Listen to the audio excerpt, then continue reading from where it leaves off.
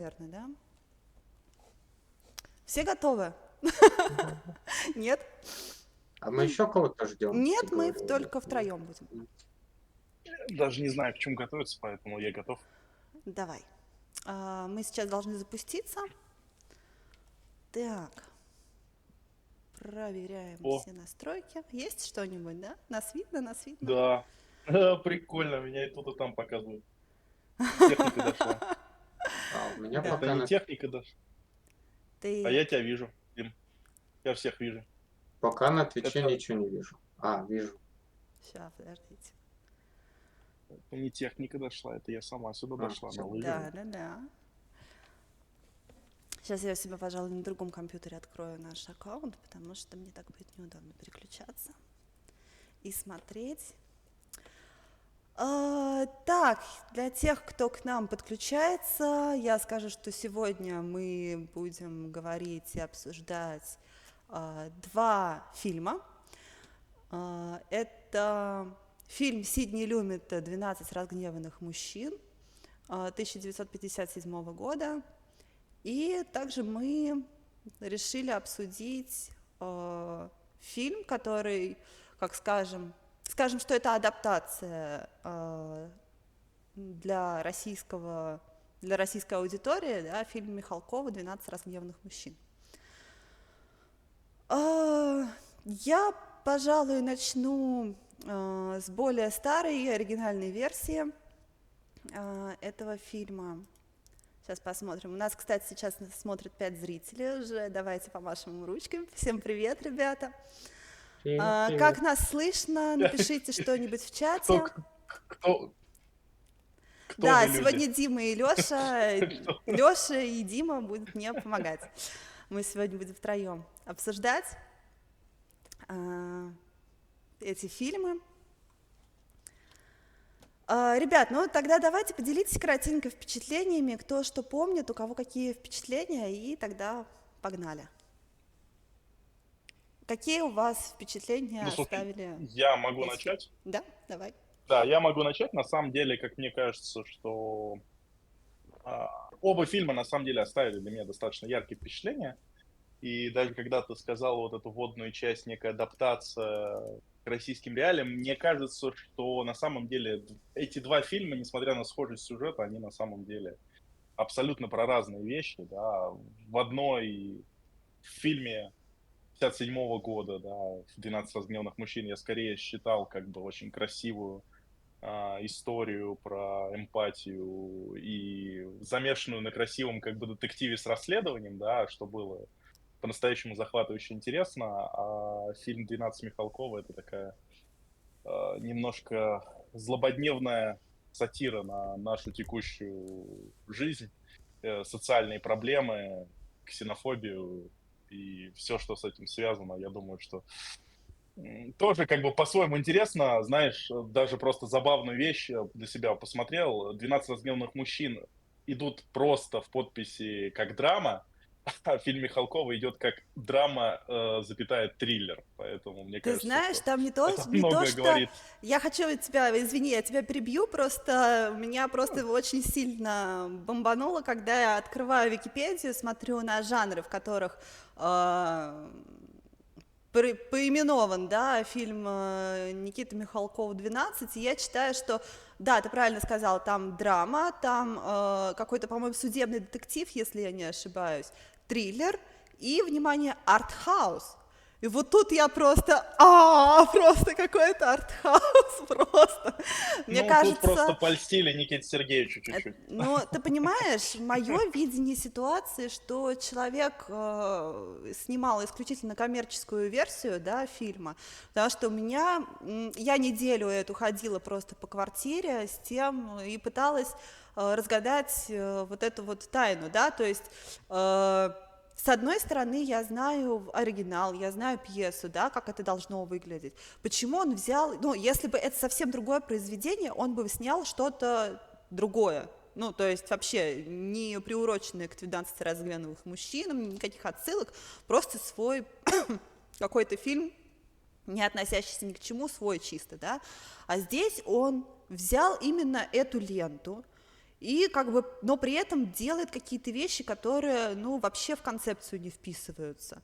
И причем делает это таким, знаете, самым поганым образом, я бы сказала. Ну, как бы я и вообще, ну, глубоко была оскорблена, да, ну, потому что если вы видели постер к этому фильму, там написано, что фильм про всех и про каждого. И вот тут я такая, блин, что-то мне это вообще, вот, ну, как зрителю мне это было практически как оскорбление, я это восприняла, потому что, ну, как бы те персонажи, которые показаны в фильме, это, знаете, такая гротескная карикатура вообще. Я бы сказала, даже то, что эти персонажи общество-то наше не отражают, ну, то есть я не думаю, что это какой-то срез общества.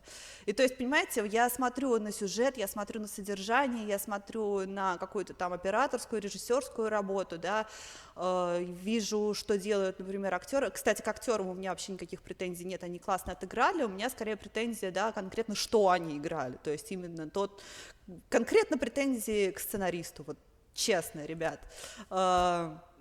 И я просто понимаю, у меня, знаете, в какой момент, почему я целую неделю ходила, мне пришлось пересмотреть этот фильм 2 раза. Я знаю, что Никита Сергеевич, ну, он профессионал своего дела, да, но фигню он не может просто снять, да, но исходим из презумпции ума. Что его могло сподвигнуть снять такой фильм, который он снял? И я просто, ну, реально, я не понимала. Я пыталась полностью, ну, как-то вот вжиться в роль, да, вот просто вот залезть к нему в голову, такая, почему так, почему? При том, что можно списать это на то, что, например, человек не понял произведение или еще что-то, но, понимаете, у него в биографии его студенческие годы, когда он учился сам в Щукинском училище, да, театральном, на кафедре, значит, актерского мастерства, если я не ошибаюсь, ребят, поправьте меня в комментариях. И понимаете, он ради этой ленты, ради 12 разгневанных мужчин, по тем годам нельзя было студентам этого вуза участвовать в любых киносъемках, ну, то есть это запрещено, это под страхом исключения реально. И он, несмотря на этот запрет, идет и делает фильм как раз по пьесе «12 разгневанных мужчин». Ну, то есть это его любимое, по ходу, произведение. Да, и реально его просто поперли с этой кафедры, ему пришлось уйти с этой факультета и устроиться на уже режиссерскую кафедру. И вы понимаете, я не верю в то, что он не понимал, что он снимает. Ну, то есть это однозначно, все, что сделано в фильме «12», это однозначно сделано с умыслом, то есть человек полностью отдает себе отчет в том, что он делал. Нельзя сказать, что... Ну, вот мы сегодня с вами поразбираем фильм «12 разгневанных мужчин», я вам покажу какие-то фишки, которых я не нашла. Вы знаете, у меня просто такое впечатление, что Михалков, он сказал, что, ребят, нашей российской аудитории, широкой массе, им не надо вот этот вот глубокий смысл, ему не нужна глубокая драматургия, надо делать проще реально. И они же, когда снимали фильм «12» в 2007 году, они сделали это за 5 недель, в перерывах между съемками фильма, я его не смотрела, поэтому забыла, как он называется. В общем, вспомню, скажу, ребят, не помню. Короче, там, ну, короче, это были съемки параллельно с более масштабной картиной, да, такой, которая прям, мне кажется, с заточкой там чуть ли не под премию какой-нибудь «Оскар». И он просто решил такое, нам делать, ребят, нечего, ну давайте вот мы снимем. У нас оригинал сняли за 3 недели, а мы со спецэффектами снимем за 5. Вот. Он даже, кстати, актерский состав перетянул практически полностью тот, который вот у него в основном фильме они снимали. Вот. И я такая, господи, ну, ребят, актерский состав, ну вы что, ну вы не видели, блин, под чем вы подписываетесь, или вы реально, вас просто позвонил Никита Михалков, и вы такие, о боже, мы даже сценарий читать не будем, это шедевр, да, как бы это уже большая честь, потому что, блин, ну как вы смогли на это согласиться? И я тут вычитала, что, оказывается, один человек отказался от главной роли, как раз от роли того самого, как свидетеля номер 8, да, вот который интеллигент, который ученый, который как раз говорит, ребят, давайте обсуждать, вот тот самый первый человек, который сказал о том, что я всегда должен быть кто-то один, да, вот, и На главную роль звали, насколько я помню, по-моему, Меньшикова, да? Сейчас я проверю, Не скажу. подождите. Он или не он? Я не хочу соврать. Да, Олег Меньшиков, которого я, кстати, вообще обожаю как актера, мне очень сильно нравится. И я прям его зауважала. То, что он, прочитав сценарий, сказал, он смог отказать Михалкову и сказать, что мне не нравится сценарий, я в таком сниматься не буду. Это прям вот респект. Вот. Дим, давай, теперь ты. После ну да, после таких категоричных, как бы разгромных вещей, хочется сказать, ну, вот и поговорили. Не Но знаю я уверен, что насчет разгромных вещей. Я как человек, в принципе, не любящий драмы и такое кино, но мне в целом фильм понравился. Нет, там, конечно, я вот, когда сегодня пересматривал, там есть некоторые вещи сказки, что вот вышли, что, ну, в современных это, ну, маловероятно. Но в целом фильм хороший. И я, как несмотрящий фильм, вот «12 разгневанных мужчин», ну, в целом для меня кино хорошее. А, И, ну, как сказать, в целом я не смотрел, не видел ни постеры, не смотрел, читал интересные, ну, как сказать, обзоры на такое. Для меня, как для обычного человека, вот фильм вполне хороший тем, что там есть какое-то вот психологическое, ну, Подоплека. так сказать, подоплека. Да, да, да, да, да. За этим интересно наблюдать, как несколько человек спорят, решают судьбу другого. И, ну, такой не то что жанр, а сам сюжет для нашего российского кастрированного кино, я считаю то, что большинство российского кино, оно кастрировано, потому что у нас кроме про бандитов и военных снимать ничего не умеют, это самое то. Но вы И знаете, это да, говори. необычно. Я хотела сказать вот к тому, к твоей речи о том, что у нас не умеют снимать кино. Вы знаете, у нас снимать умеют. У нас очень много талантливых режиссеров. И, например, последняя работа, которая мне прям зашла, я была в восторге, это фильм режиссера Локшина «Мастер и Маргарита». Это просто шедевр, и там действительно голливудский кинематограф, то есть это все на таком прекрасном уровне сделано, и сценарий, но это просто фантастика. Это вот в этот момент у меня просто была гордость реально за наш кинематограф, за российский. Ну вот.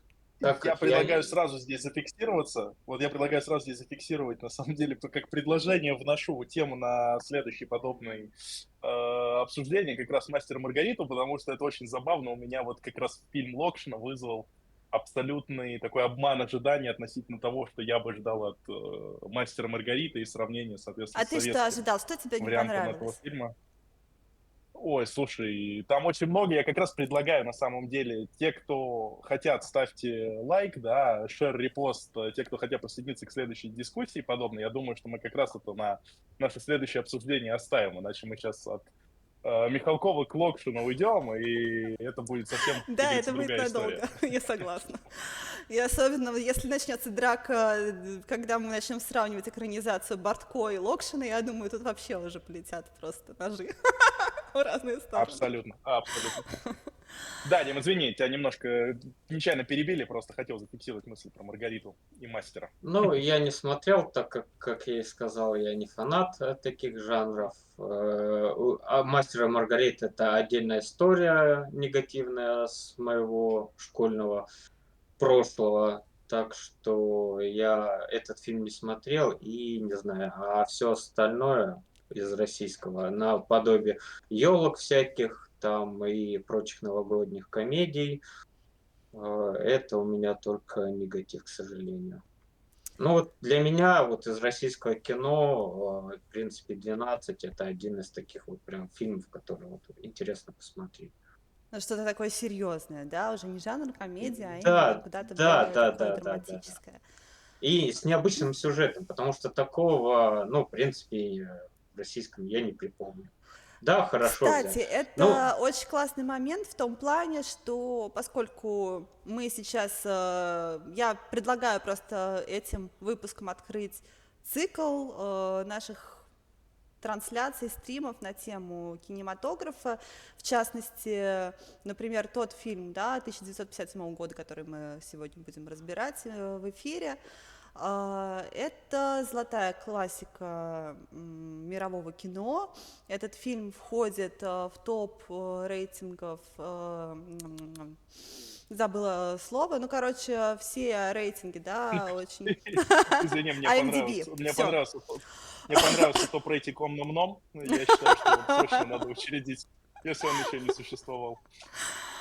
Да, я сбилась с мысли. На самом Короче, деле я да, в просто... рейтинге IMDb они входят, если я не ошибаюсь, там 5-е или 15-е место, ну, то есть это прям вот топ буквально.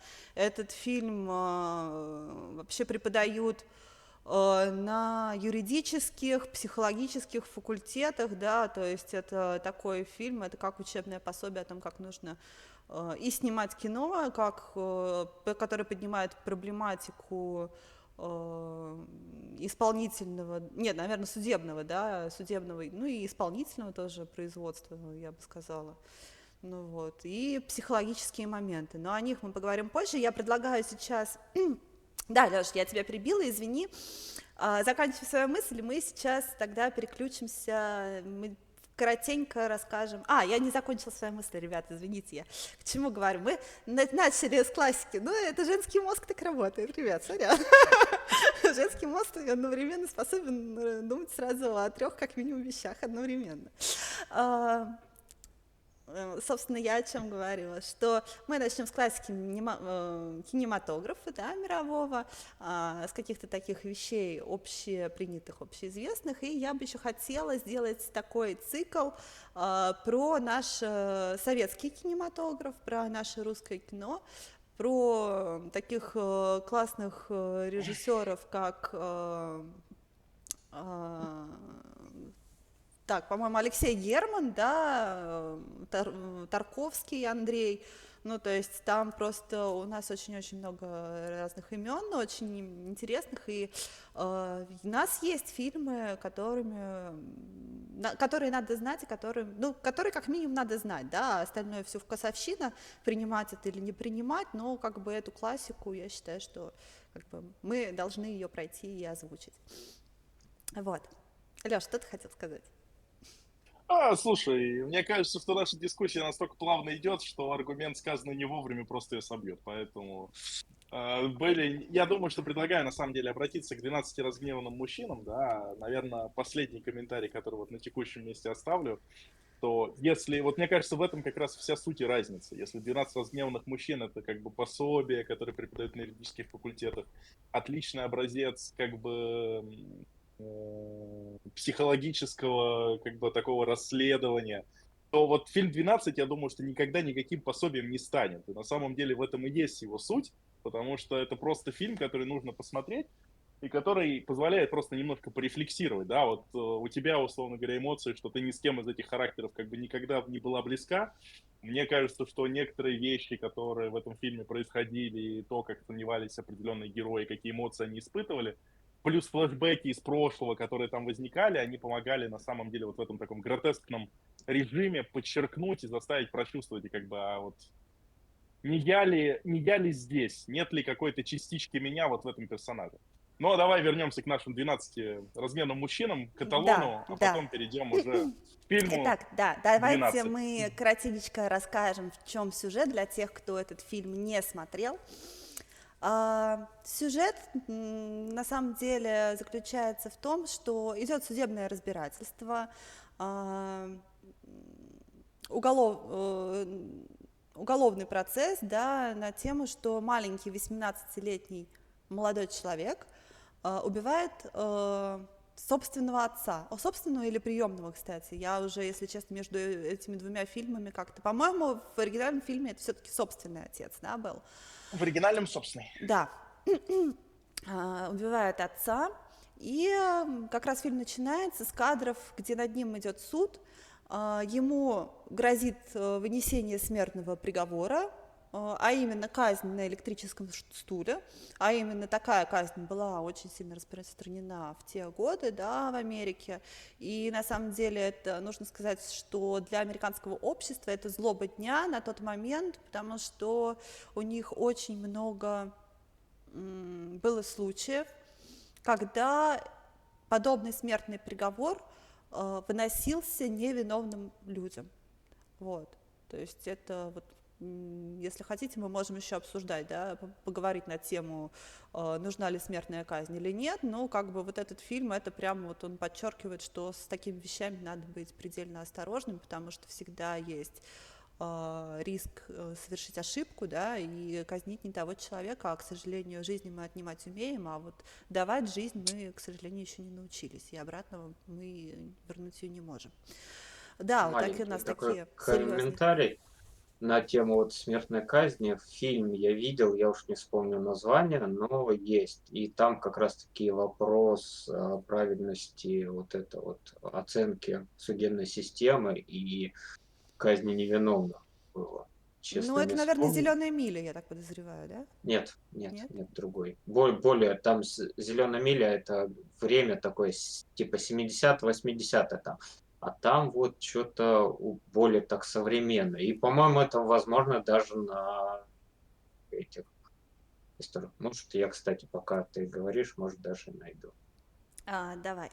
Ну так вот, собственно, фильм начинается с кадров, где эти 12 присяжным, ну, суд присяжных, да, то есть присяжные, 12 человек присяжных заседателей присутствуют на вот этом судебном разбирательстве, и им предстоит вынести решение, все-таки человек виновен или не виновен, казнить или помиловать, да, и причем им нужно руководствоваться такими вещами, не то, что этот виновен или не виновен, найти виновного и наказать, да, там есть такой термин, как разумное основание, по-моему, для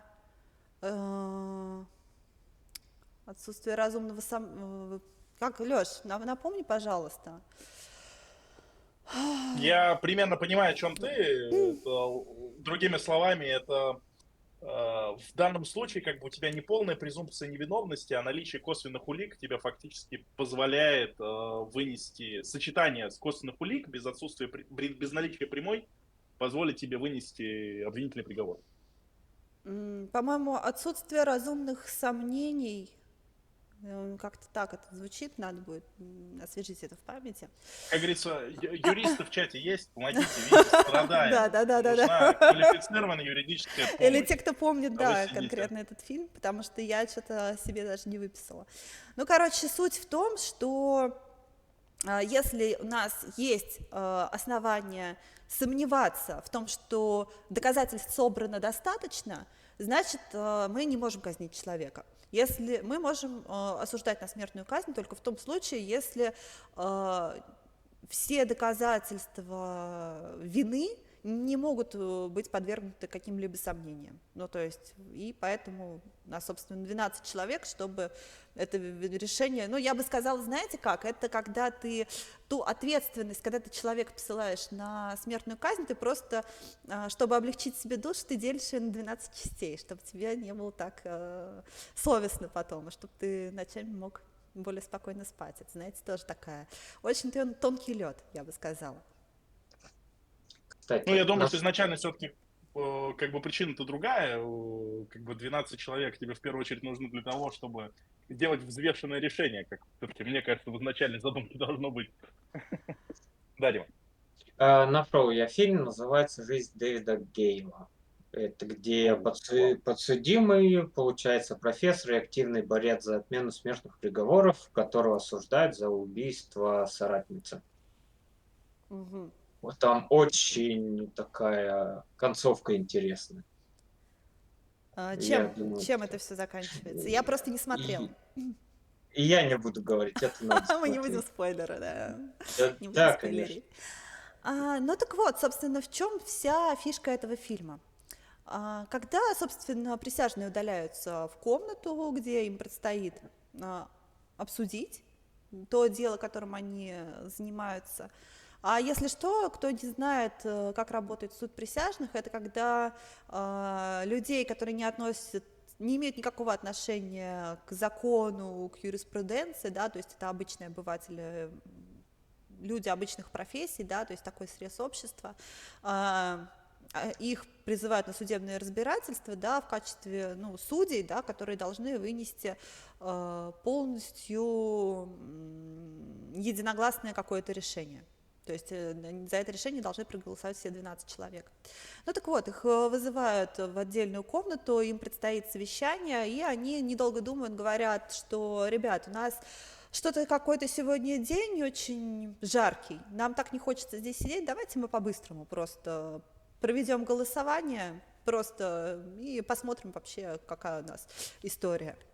И, кстати, мне понравился тоже очень момент, вот этот вот, когда они говорят, если вы заметили, говорит брокер, то есть тот человек, который работает на Уолл-стрит, говорит, что, ребят, я бы хотел проголосовать, то есть, да, как бы почему этот фильм так любят американцы, потому что этот фильм отражает строение американского общества. Ну, то есть, когда говорят, что это срез общества, это не просто голословно, да, то есть я вам готова, я просто второй раз, когда я пересматривала этот фильм, я прям покадрово буквально, я останавливалась на каждом кадре и делала себе пометки, и я отслеживала диалоги, да, какими транзакциями, кто с кем общается, и это очень круто, это очень вкусно, я вам обязательно сегодня это покажу. Вот, и, собственно, первый круг голосования проходит, и они просто... Поднимите руки те, кто считает, что подсудимый виновен. Поднимаются руки 1, 2, 3, 4, 5, 11 рук, и 12-я поднимается, говорит, я считаю, что подсудимый не виновен. Он говорит, почему? Ну, потому что должен быть хотя бы кто-то один, кто всегда будет против, да, то есть отличаться от толпы, от общего мнения. И тут просто этот зал взрывается негодованием, да, то есть на каком основании, почему вы решили, а вы что, у вас есть какие-то доказательства его невиновности? Он говорит, зачем мне доказательства? Мне достаточно того, что этот случай достоин того, чтобы его хотя бы просто обсудить, да, хотя бы час посидеть и пообсуждать, пересмотреть улики, пересмотреть все составляющие этого обвинения, потому что на кону человеческая жизнь. И человеческая жизнь недостойна того, чтобы на нее хотя бы обратили внимание, да, и пообсуждали, чем просто прийти и махнуть рукой.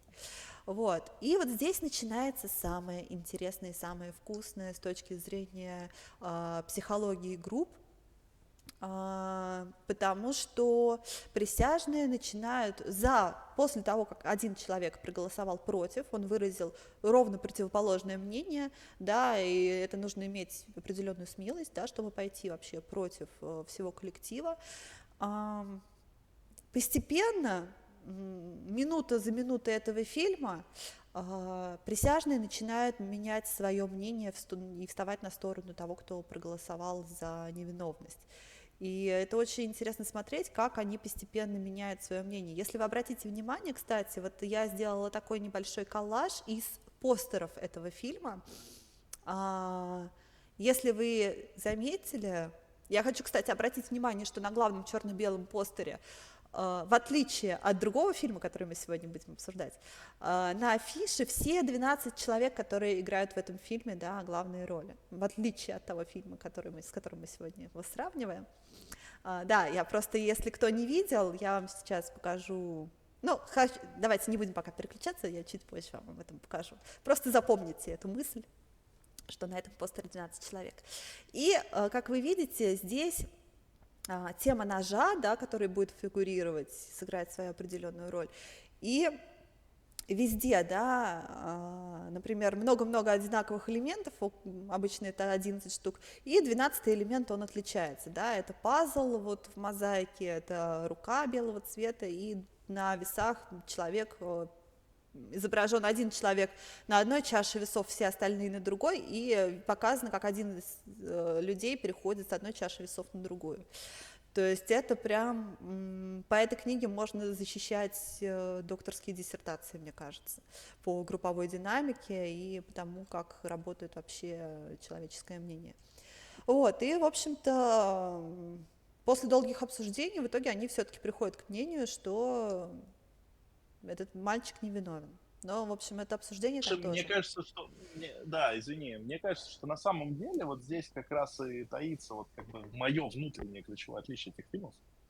У тебя «12 раздневных мужчин», да, это фильм, где на самом деле фактически все переходы, которые там происходили, они были обоснованы, знаешь, как говорится, вот такой типично красивой американской логикой, да, то есть ты как бы, ты проходишь, ты делаешь переход в том случае, если понимаешь, что твое решение, условно говоря, то есть под каждый аргумент, который там приводился, как бы он вполне валиден, он более чем как бы достоин такого как бы полноценного расследования, и все это выглядит как бы очень логически осознанно.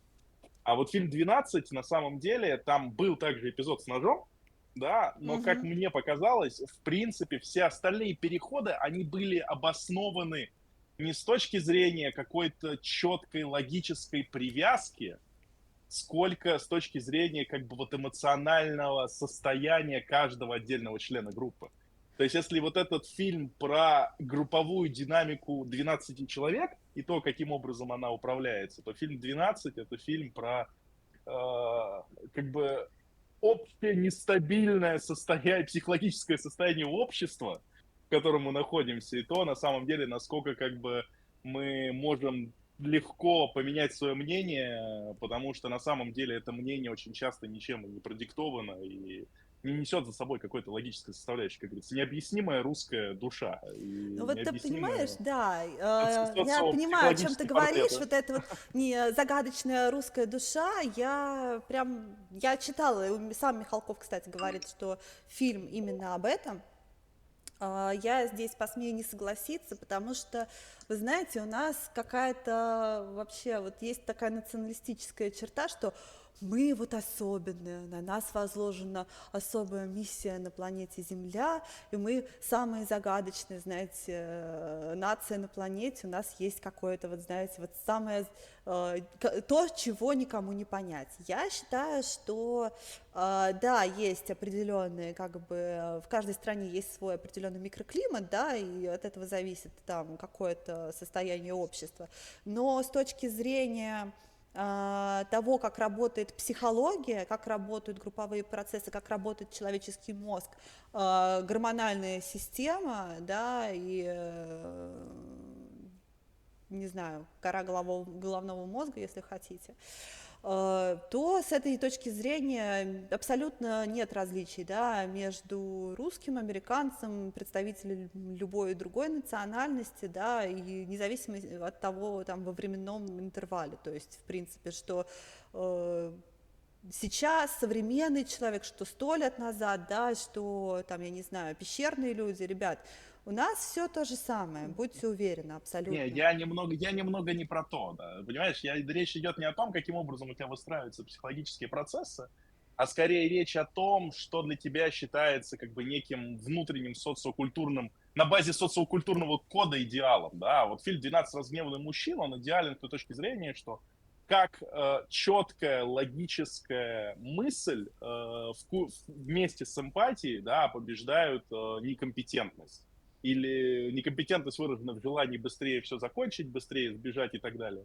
А русский фильм «12» — это фильм о том, как вот, условно говоря, эмпатия и наши внутренние психологические комплексы, которые как бы формировались в течение долгого периода времени, на самом деле побеждают сами себя. То есть, Слушай, ну условно говоря, я, как честно сказать, что-то не доброе совсем побеждает согласна, человека и что-то что плохое. вообще этот фильм какой-то добрый, да, я про фильм «12» Михалкова, потому что на самом деле там показано, собственно, то, что фильм-то хорошо, он и не заканчивается. То есть, ну, как бы у меня тоже есть определенные такие претензии, да, то есть в чем как бы мораль-то этого фильма? Ну, я могу понять, Так, если бы фильм тоже- закончился тем, что, ну, вот персонаж Михалкова, он такой: «А вы знаете, надо поступить по-другому», и он всех переубеждает, и как-то они все вместе помогают этому пареньку, да, и как-то участвуют все в его судьбе. А здесь фильм просто о том, что вы все говно, а я один молодец. Ну, как бы вот Так реально. об этом же тоже фильм, как бы. Это у тебя в Америке есть как бы такая большая красивая мечта, и если фильм бы закончился по-другому, я думаю, что очень многие люди, которые бы его смотрели, разочаровались. А в России, как бы, несмотря на минутку всполох добрых вещей, да, добрых мыслей, добрых ощущений внутри этих людей, которые в конце концов как бы вынесли, может быть, не слишком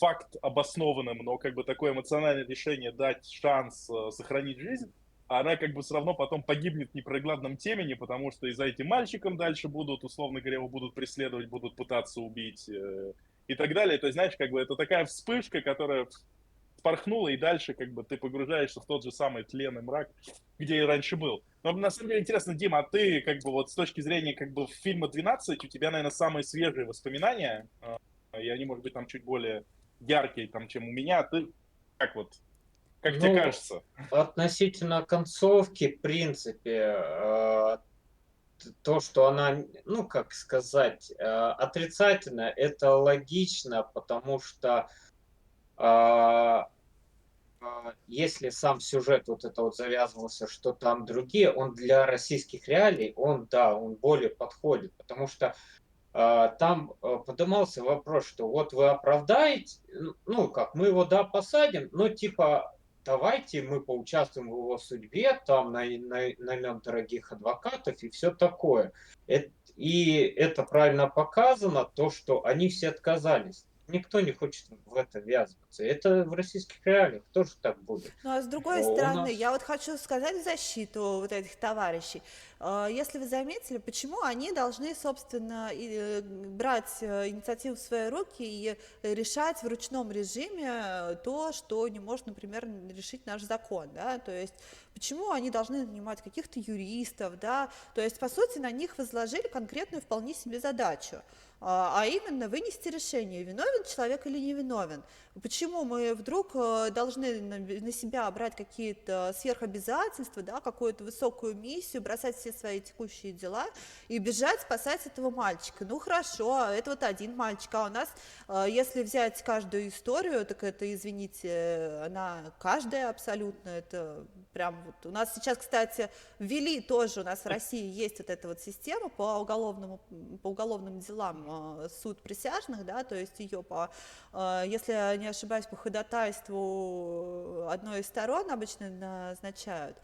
И я не знаю, кто-то был из вас на таком судебном разбирательстве? Потому что я, нет. честно, я приехала. Я первый раз, когда меня вызвали в суд, я приехала такая, ну, собственно, давайте, да, сейчас посмотрим документы, я в этом все, собственно, понимаю, я приезжаю, я понимаю, зачем меня, собственно, вызвали, там было дело, там, ну, я не была на самом слушании, потому что у нас, кстати, фишка такая интересная есть, что когда тебя вот вызывают, там половина, оказывается, не приходит, и из тех, кто пришел, 6 человек должны выбрать тех, кто будет на заседании, кто будет по делу проводить слушание и в последующем, да, выносить решение. 6 человек от стороны обвинения, 6 человек от стороны защиты. И я просто сижу, я понимаю, что, в принципе, единственный человек, который, ну, как бы более-менее шарит в законодательстве и вообще понимает, что вокруг происходит, это, собственно, я, потому что все остальные люди вообще, они были в какой-то прострации, то есть они совсем не понимали, да, о чем вообще речь. И я была шокирована тем, что меня не выбрали просто. И причем, ну, как бы у меня в досье было написано, да, какая у меня профессия, чем я занимаюсь, потому что, ну, как бы человек, ну, как бы шарит, что он действительно пришел, ну, разобраться. Я, кстати, была полностью на стороне потерпевшего, потому что там жена убила своего мужа, ну, как бы я бы не стала ей какой-то такой приговор давать, потому что там действительно надо было просто разобраться в этом деле. Вот. Я не знаю, чем там все дело закончилось, но, честно сказать, я была готова, ну, как бы в это дело вгрызаться прям до крови и сделать все для того, чтобы ее все-таки освободили. потому что ситуации бывают разные. Но, однако, я не знаю, чем закончится. Я очень сильно надеюсь, что там все хорошо, и эта женщина сейчас на свободе. Вот. Ну, собственно, ну, я к тому, что, ребят, ну, и, кстати, и про фильм «12 разгневанных мужчин» тоже есть отзывы американских юристов, и, собственно, там, по-моему, какая-то судья говорила о том, что не надо думать, что американское правосудие работает именно так, как показано в этом фильме. Как зачастую, да, оно совершенно по-другому выглядит, и что, как правило, там не будет вот этого одного человека, вот этого героя, да, который скажет, а я считаю по-другому. Как правило, скорее всего, там проголосуют все, вот прям буквально, что, ну, мы же не эксперты, есть люди, да, которые они, было следствие, доказательства собраны, мы полностью полагаемся на профессионализм защиты и на профессионализм прокурора, да, который в это обвинение выносил в этом деле. И поэтому мы умываем руки, мы полностью соглашаемся с тем, что они решили, да. Вот, так что это имеет место быть. Не знаю, мне кажется, что вот в этом-то как раз и кроется ключевая разница. Нам не нужно отзывы ни одного американского судьи по итогам этого фильма или российского судьи, да, по итогам фильма «12», чтобы понять, что, условно говоря, вслед за этой замечательной вспышкой человеческой как бы эмпатии, когда люди смогли заглушить как бы свои там противоречивые исторические там голоса и постараться как бы максимально непредвзято и по-доброму что-то сделать, что вслед за этим проследует точно такой же мрак, который был и до этого. Как мне кажется, этот фильм на самом деле, для меня ключевой лейтмотив фильма «12», он сильно отличается от лейтмотива фильма «12 разгневанных мужчин». Если лейтмотив фильма «12 разгневанных мужчин» как бы для меня звучит как «не будьте равнодушными, да, и оставайтесь как бы верны истине», то лейтмотив фильма «12» для меня скорее такой, что как бы вокруг много мрака и зла, и как бы кроме нас никто с этим не справится. Поэтому отриньте ваши внутренние комплексы и беритесь за работу. То есть вот два принципиально разных посыла, да, потому что если там как бы твоя задача выполнять хорошо свое дело, то здесь, как говорится, выполнять свое дело уже давным-давно недостаточно. Как бы делай сверх, сверх и еще 1000 раз сверх, чтобы хоть что-то поменять. Ну, Ну, понимаешь, не это же знаю. опять же не на таком уровне, ну хорошо, ну вот персонаж Михалкова, он забрал этого мальчика, а сколько этих мальчиков еще точно такие же, как он, да, и как бы то его доброе дело, оно вот останется в рамках этого случая, то есть, ну, я, как я обычно говорю, ребят, надо мыслить более глобально, да, как бы, ну... Ну, не, ну, слушай, да, знаешь, как говорится, это тоже как бы очень хороший инсайт из фильма, несмотря на то, что делай сверх, сверх и сверх, все равно каждый, лимиты каждого из нас конечно. И в конце концов, дай бог, чтобы мы сделали просто хоть чуть-чуть. Не знаю, а, Дим, ты что думаешь? Ну, Мне кажется, Дима потерял нить. я не то, что нить потерял, я потому что только по одному фильму сужу. Ну вот для меня, Мгм. если смотреть вот, вот этот 12, для меня это больше сказка в наших реалиях. И у меня вполне ощущение, что американский, ну, он тоже, наверное, больше для них сказка. Потому что я не могу судить, как там, насколько там хорошо работает их судебная система. Это там для нас, заморских, это что-то там, да, там, мы смотрим, и у нас складывается впечатление, что в Америке там свои суды, они там очень там, крутые и все такое там по-своему делают. А у нас, ну, у нас свое отношение вообще к судебной системе. И вот это вот необычное такое, как взятое, как сказать, способ осуждения, взятый из заморской, и как он работает, ну, это да, что-то, да, необычно, но все равно впечатление ну и тоже. И нам больше кажется, что это, ну да, сказка. И там плюс еще такие моменты, что вот это вот с иконкой, что там, О, ну, когда да, подходят, икона. это меня, это я считаю вообще лишнее. Это прям больше Ну ты что, добавляет, фильм больше Михалкова, сказочного. поздний фильм Михалкова и без иконки, ты что? Я, вот для меня, честно, фильм «12» это эфир Бесогон ТВ в прямом эфире, вот честно, ну правда. Слушай, Ну, и я извиняюсь, просто еще маленькая короткая мысль. На самом деле, мне кажется, что просто между этими мыслями, фильмами большая социокультурной пропасти, мне прям вот реально, мне кажется, что на самом деле где-то посередине должен быть фильм, который как бы их должен соединить. Ты не поверишь, сейчас немножечко как бы занялся гугляжом. Оказывается, есть еще один фильм «12 разгневанных мужчин» 97 года, Ага. который на самом деле по тематике уже Наш очень или... близок к по-моему, Михалковскому. иностранный, да, тоже Иностранный, американский. иностранный, который по тематике очень близок, на самом деле уже гораздо ближе к Михалковскому фильму. Знаешь почему? Потому что там уже идет акцент как раз не на юридическую составляющую, а именно на тех как бы кризисы, которые сейчас переживает общество. Потому что там сразу, если в фильме «12 разгневанных мужчин» изначальном, вы нигде не найдете информацию о поле мальчика. Да, как бы я очень долго искал, потому что для меня, если Там честно, нет ни было очень пола, ни важно понять, национальности, кстати. да, потому что для меня было очень важно понять, на самом деле, если там пол и национальность, насколько как бы это вообще относится на злобу дня, учитывая там 20-30-е годы, идет ли речь там, например, о притеснении темнокожего населения. А в 97-м уже прям четко сказано, что это мальчик из латиноамериканской страны, испаноговорящей семьи. Те персонажи уже наделены какими-то определенными специфическими стереотипными особенностями. И мне кажется, что вот как раз вот эта перемычка, она найдена. Мне кажется, чтобы осознать связь этих двух фильмов, надо будет покрутить третий Ну, шарик. Но ты это, знаешь, кстати, на на самом будущее. деле, да, кроме этих фильмов, я хочу сказать, что практически каждая страна сняла свою адаптацию. То есть там, на самом деле, если поискать, какие фильмы вообще по пьесе, вообще изначально это театральная пьеса, Да. которую написал Реджинальд Роуз. И, собственно, он фильм оригинальный и экранизировал, он был и продюсером, и автором сценария к этому фильму.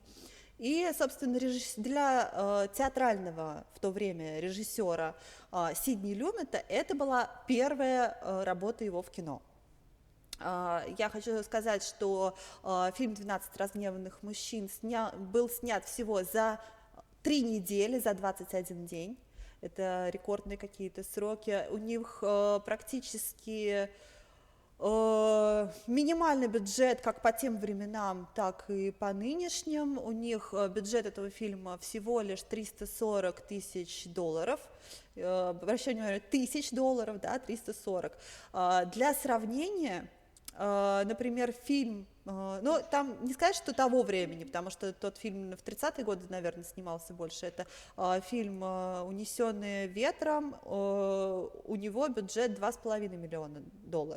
2,5 Как миллиона. говорится, обострю дискуссию против модератора, да, буквально 20 минут назад идея о том, что фильм был снят очень быстро, а именно за 5 недель, была скорее характеристикой негативного характера в отношении фильма «12». Так Да. что вопрос, то, что он снят за 10 дней, это еще как бы как посмотреть, а может быть там не доработали где-то внутри. Нет, ты знаешь, не то, что не доработали.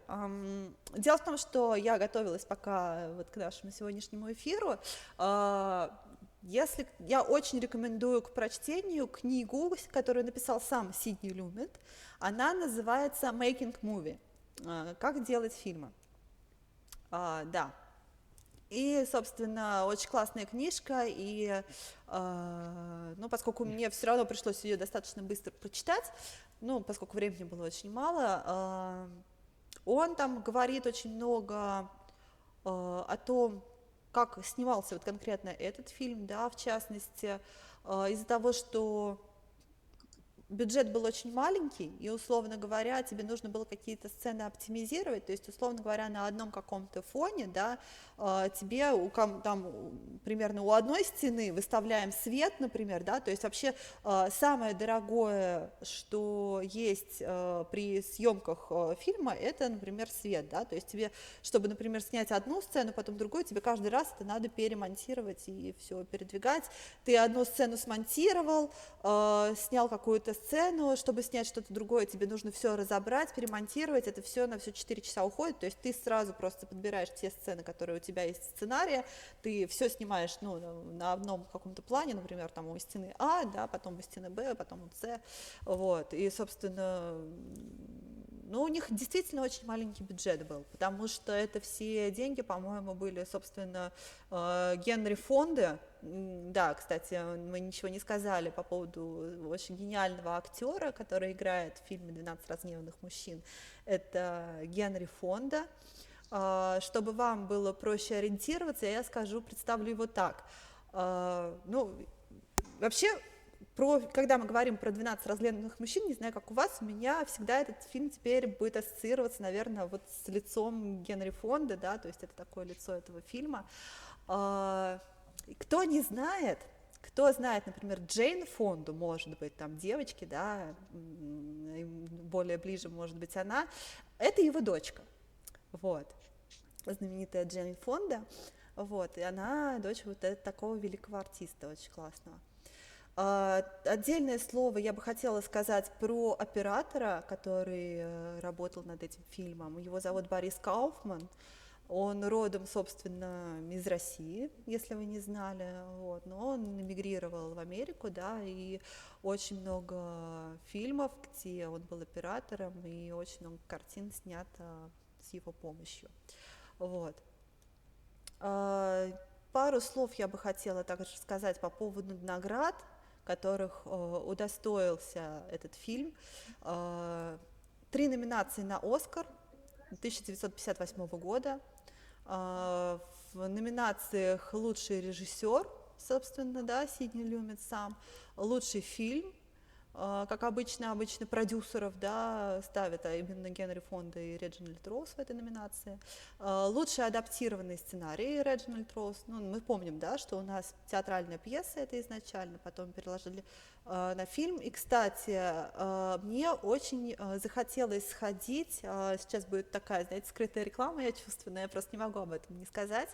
У нас будут делать постановку «12 разгневанных мужчин» в Московском театре драмы, если я не ошибаюсь, Московский театр драмы, и где-то в начале июня эта постановка будет, но она, по-моему, всего один спектакль. Вот, если честно, мне стало очень интересно сходить просто в театр и посмотреть, как это сделано на театральных помостках.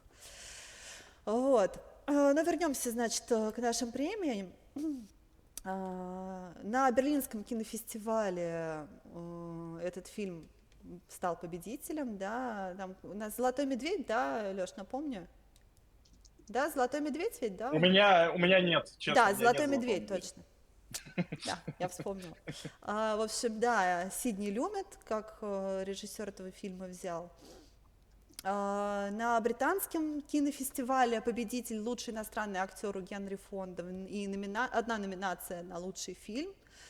Американская гильдия режиссеров отметила тоже этот мир в номинациях «Выдающиеся достижения в кинематографе», лучший фильм в жанре драмы, лучший актер, соответственно, Генри Фонда, лучший режиссер Сидни Люмет и лучший актер второго плана Ли Джей Коб. Чтобы вам было понятно, кто такой Ли Джей Коб, сейчас я вам скажу, кого он играет там. Это тот самый антагонист, бизнесмен, который тяжело переживает конфликт с собственным сыном. То есть это как раз та позиция, ну, вообще групповая динамика там очень интересна. Если вы обратили внимание, значит, состав, да, давайте я прям начну, наверное, по кадрам сейчас листать, которые я изготовила, и сейчас мы будем постепенно комментировать все, что я выбрала. Я на самом деле как бы готовлю информационную бомбу. Давай. Когда ты в определенный момент времени, как бы мы сейчас пройдем кадры, я потом тебя попрошу также немножко подробно именно тебя рассказать о сюжете фильма «12», о полученных премиях. Хорошо, я к этому готова, абсолютно.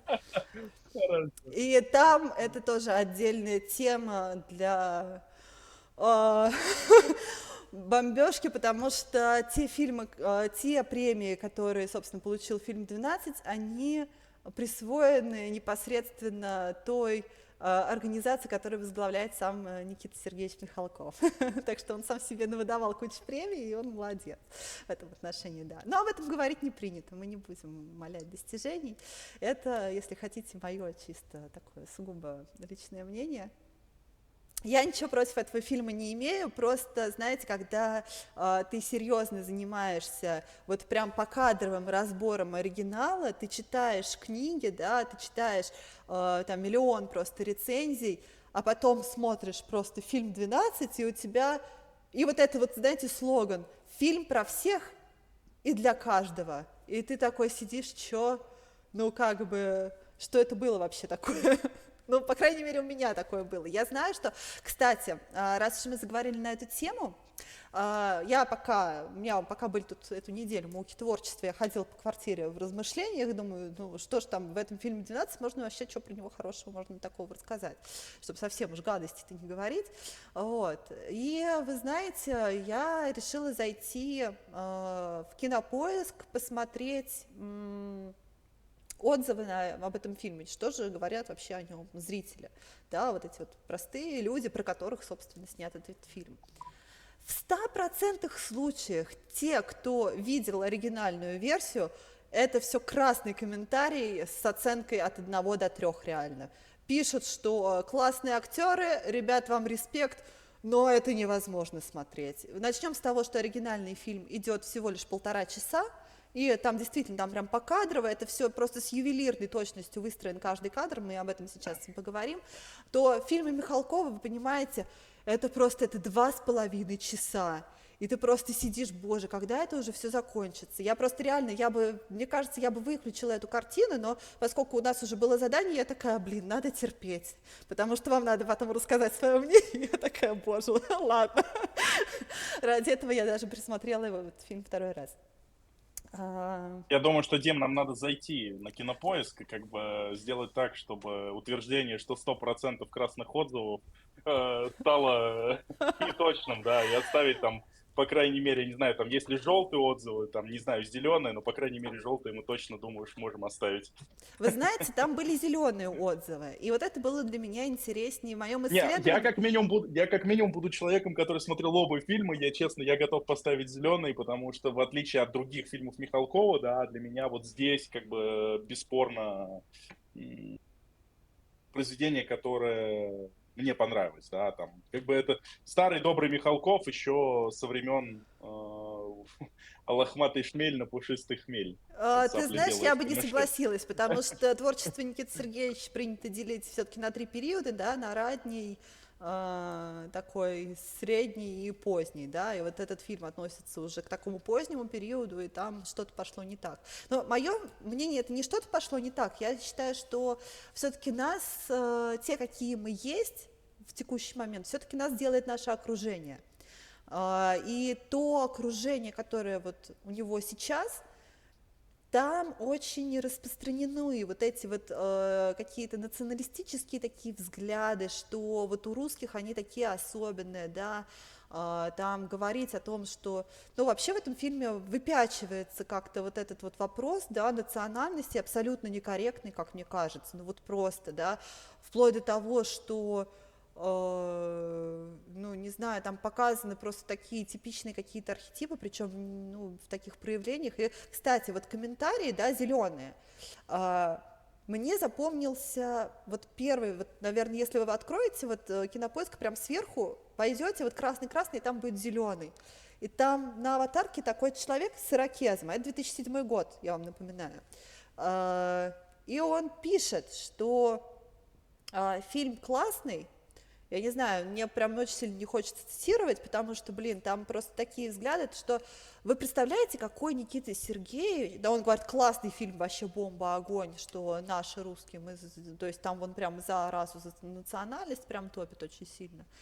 И он говорит такую фразу, что видите, какой великий Никита Михалков, что он грузина показал, это цитата, дисклеймер, что не тупым торговцем фруктов, а он сделал его хирургом. Это типа такой, знаете, реверанс в сторону всей грузинской диаспоры. И я просто, блин, ну то вообще. И причем, знаете, там по комментариям, ну вот я в этот момент просто поняла целевую аудиторию. Я считаю, что Никита Михалков снимал этот фильм исключительно для того, чтобы собрать хорошую кассу. Он прекрасно представляет ту аудиторию, которая пойдет смотреть в кино этот фильм, и те люди, ну, которые, собственно, сделают ему основной кассовый сбор. Вот и все. И это как раз будут, скорее всего, в 2007 году ему приходилось наверняка конкурировать с какими-то блокбастерами, да, голливудскими, которые выходили на тот момент. Ну, наверное, на русский фильм пойдут вот те, которые вот топят за то, что русское это самое лучшее, вот эта вот вся эта тема. Ну, Ну, вот. слушай, мне кажется, что Это честно, исключительно коммерческий здесь, проект, ребят.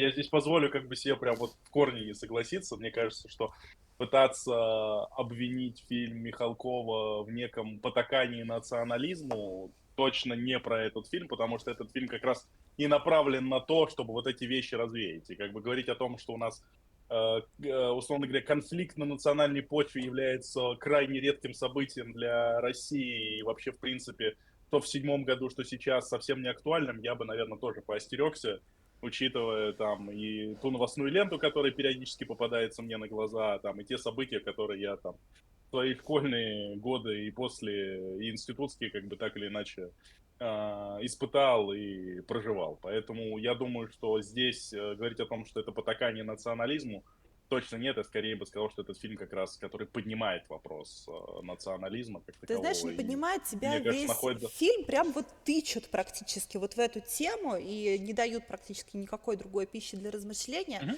Я так думаю, ну, наверное, классно. Тот его зритель, который посмотрит этот фильм, выйдет с благими намерениями и призадумается. Понимаете, это, кстати, цитата Михалкова о том, что я, когда снимал этот фильм, говорит он сам, я надеялся, я, говорит, не знаю ответа на вот те вопросы, которые я там поднимаю, но я надеюсь, что мой фильм, моя картина, она заставит зрителя задуматься, да, вообще над тем, как мы живем, и что-то сделать для того, чтобы наша жизнь стала лучше.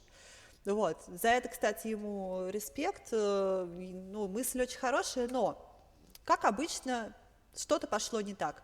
Откройте, просто почитайте все красные комментарии и почитайте все зеленые. Вот я вам даю просто гарантию, вы заметите определенные закономерности. Да? Сказать о том, что эти люди, которые оставляют классные зеленые комментарии, что-то поняли? Нет, ребят, они просто нашли подтверждение своим взглядом и пошли заниматься тем, чем они занимались до этого, собственно. Поэтому, Мне, блин, как мне это... кажется, всегда будет такое. Любой фильм, какой ни сними, те люди, которые читали книгу, они обязательно пишут, что фильм фуфло. Те люди, которые смотрели какой-то первоначальный источник, а, фильм, который стал там где-то популярным на Западе, они тоже скажут, что фуфло. Я вот фильм смотрел тоже переделанный типа под российский клон, там что-то вот про бокс, там про какие-то не помню, или битва, или война, не помню честно. Боец, как-то вот это. Мне он понравился, и я не смотрел. Мне на глаза, конечно, попадались вот оригинал фильма, что он хороший и все такое. Мне он понравился. И мне попадались комментарии людей, которые вот писали, что вот российский фильм говно, там вот это вот все. Не знаю, это хоть не смотри, не знаю даже. Ну, мне кажется, просто люди, которые вот не смотрели какой-то зарубежный фильм, там вполне им понравится. И, ну, и будут люди всегда, которые смотрели, которые, особенно если промежуток времени между этими двумя фильмами большой, они все равно, это как вот фильм в детстве. Ты смотришь в детстве, он тебе кажется там, ну, классный. Нет, именно когда ты сейчас во взрослом вспоминаешь детский фильм, тебе он кажется классным. А когда ты его пересматриваешь сейчас, ну, что-то не очень. То же самое с фильмами, ты смотрел какой-то фильм там в 90-х, вроде он тебе понравился, а ты и на него сняли русский клон, и ты на него смотришь, ну, что-то не то. Ну, не знаю, мне кажется, такая проблема всегда с любым произведением будет. Но это, знаешь, Переснятым. всегда будет война между теми, кто топит за книгу, да, и за те, кто топит за экранизацию, например, да, и постоянно этот вопрос, почему одно не похоже на другое. Но здесь надо понимать, что любая экранизация, любой фильм — это все-таки отдельное произведение, да, и нельзя сравнивать эти два источника между собой, потому что они не одно целое, да, книжка, она существует отдельно, у нее своя судьба, у нее своя аудитория, у нее своя история, и отдельно существует, соответственно, фильм, да, то есть их просто нужно рассматривать, каждое произведение искусства, скажем, надо рассматривать отдельно.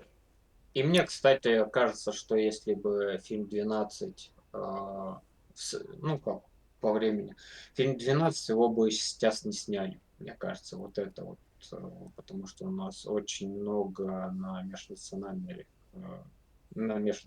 конфликтах сейчас очень много хайпа поднимается. Ты Мне знаешь, у кажется, меня почему-то сложилось такое ощущение, я могла бы понять, если бы этот фильм был снят, ну, не знаю, в 2024 году, да, в 2022. мне кажется, не сняли Но бы. даже если в 2014 это еще можно понять, да, с учетом повестки дня, которая была на тот момент. Но этот фильм 2007 года, когда вот этими вопросы, да, ну, по-моему, они еще не поднимались вовсе. Ну, по крайней мере, в такой новостной ленте и в том объеме, в котором у нас сейчас Я бы сказал, что когда поднимается. эти... Почему этот... Я согласен с Димой, этот фильм вряд ли был бы снят сейчас, потому что... Почему 2007? Потому что это как раз в этот период вопросы немножко поостыли. Ведь по большому счету, не знаю, как бы, что считали вы, для меня там была очень четкая параллель с первой и второй чеченской. И не зря, собственно говоря, и мальчик выбран соответствующей национальности. Там как раз в тот период времени снять этот фильм ранее, я думаю, что вряд ли кто-то смог бы. И я точно уверен, что как раз результат бы, наверное, получился бы обратным. Да. Посмотрев этот фильм, многие люди бы сказали, да, вот фигня какая-то. Я думаю, что как раз и сейчас, я тоже думаю, что сейчас такой фильм, даже с изменением национальности мальчика, там, тоже, наверное, бы не зашел бы так, как он зашел вот в этот период, когда у тебя немножко общество, сталкиваясь с этими конфликтами, начало как бы успокаиваться. Поэтому, потому что в фильме очень все разжевано, знаешь, там, как говорится, вот, объяснено до уровня любого человека, который должен это понять. Как бы. Мне кажется, что вот это многое в фильмах отталкивает, потому что после элегантного сюжета «12 разгневанных мужчин» все выглядит несколько как бы топорно, да, знаешь, как говорится, там, повторяйте за мной 26-й раз, да, там, мы не ненавидим людей на национальной почве, там, вот, много раз подчеркнуто 8 жирными линиями, да, но я думаю, что это, наверное, тот единственный способ, которым как бы вот подобного рода вещи в обществе, где у тебя эти конфликты совсем недавно полыхали, и, как мы видим, и в дальнейшем, видимо, будут полыхать, только так и можно доносить, и потому что только так хоть что-то, может быть, закрепится. Ну, понимаете, вот интересный, кстати, вопрос. Я уже тоже который год все-таки задаюсь вопросом, что первично.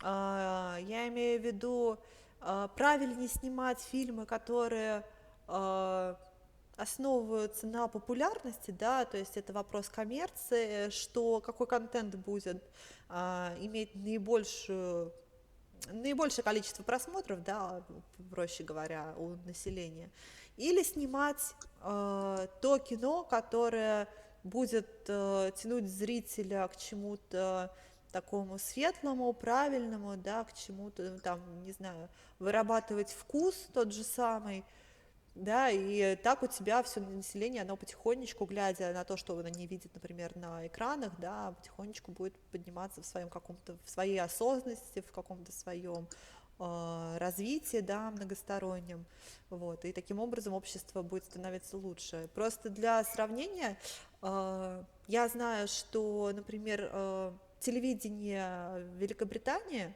оно построено на том, что там ведь телевидение, оно не коммерческое, насколько я знаю. Там, по-моему, все каналы государственные, но, по крайней мере, они точно не заточены. По-моему, они содержатся, если я не ошибаюсь, они содержатся на деньги налогоплательщиков, а не на какие-то кассовые сборы. И поэтому, ну, как бы британская культура порождает такие там шедевры, да, какие-то, я не знаю, Фолти Тауэрс, там, не знаю, Доктор Кто, например, да,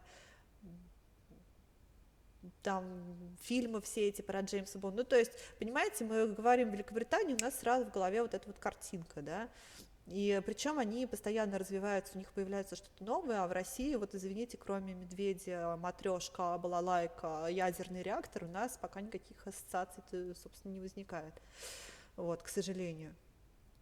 Вот, и хотелось бы уже начать генерить что-то свое и не останавливаться вот на каком-то там вот этом великом нашем прошлом, да, и уже жить настоящим и генерировать что-то классное и замечательное прямо в текущем моменте. Но мы отвлеклись на посторонние темы, я обращаю ваше внимание на вот этот великолепный кадр. Это здание суда Соединенных Штатов Америки, оно находится на Фолли-сквер. Это Манхэттен, то есть то, где вот эти вот здания, да, которые у нас показывают в фильме, они совершенно реальны, и мое внимание привлекло то, что это здание, я так поняла, что это инстанция апелляционная, то есть у меня возникла такая мысль, что, возможно, когда нам показывают вот этот кадр, да, конкретное здание, в котором происходит рассмотрение вот этого заседания, а что, если это не первичное, что, если это апелляция, например, да, это тоже очень, кстати, интересно.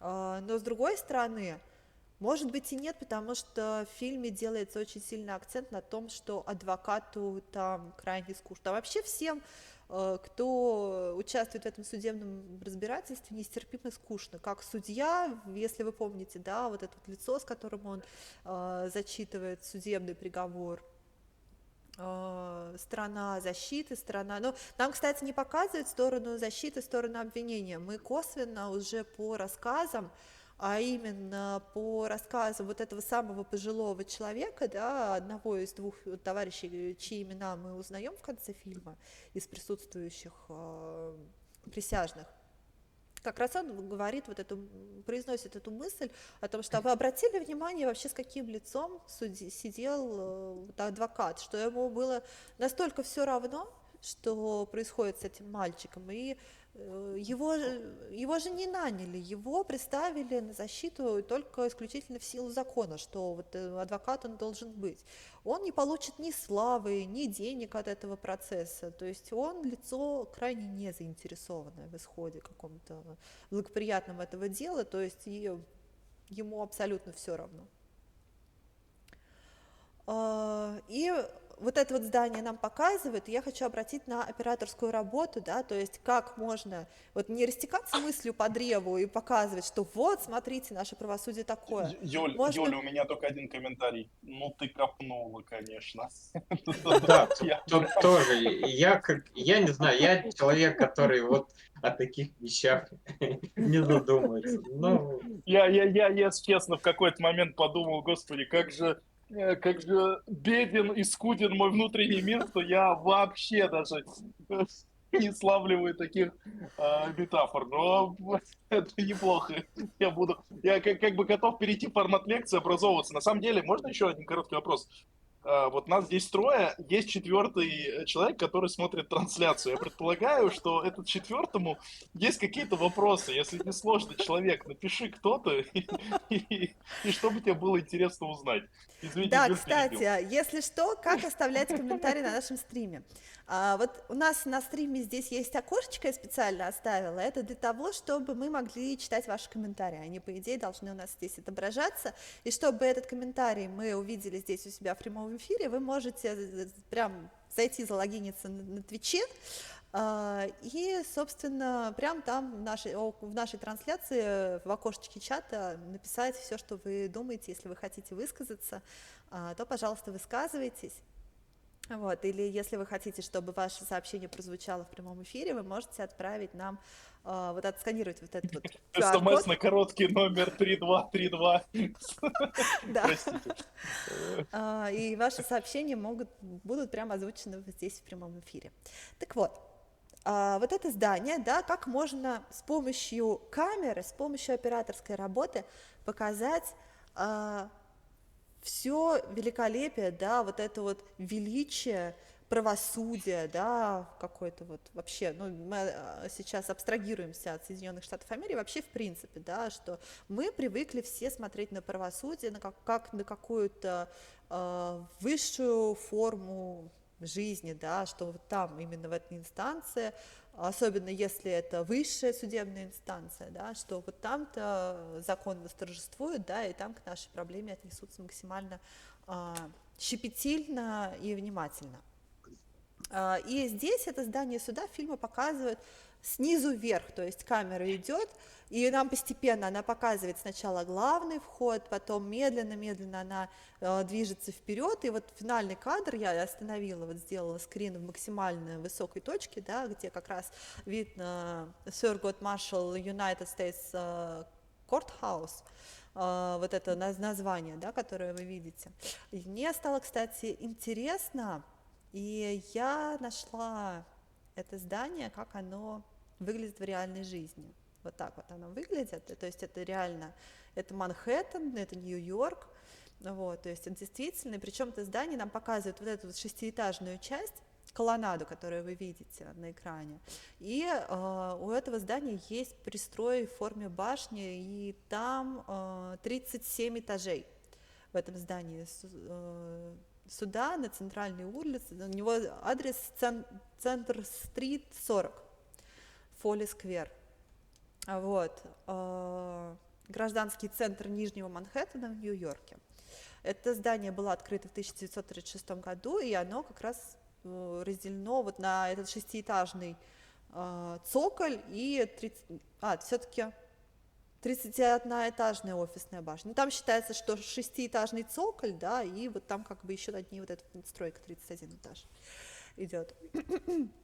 Вот. И самое интересное, что вот это зал суда, который нам покажут чуть позже, уже камера будет наоборот сверху вниз, да, то есть это очень красивый кадр, когда мы поднимаемся сначала так вот наверх, а потом как бы мы спускаемся так уже в центральном вот этом зале, в холле, да, в главном холле вот этого здания, то есть там вот этот вот мрамор, и это вот как бы высокая такая метафора на высокое правосудие, которое смотрит на нас сверху вниз.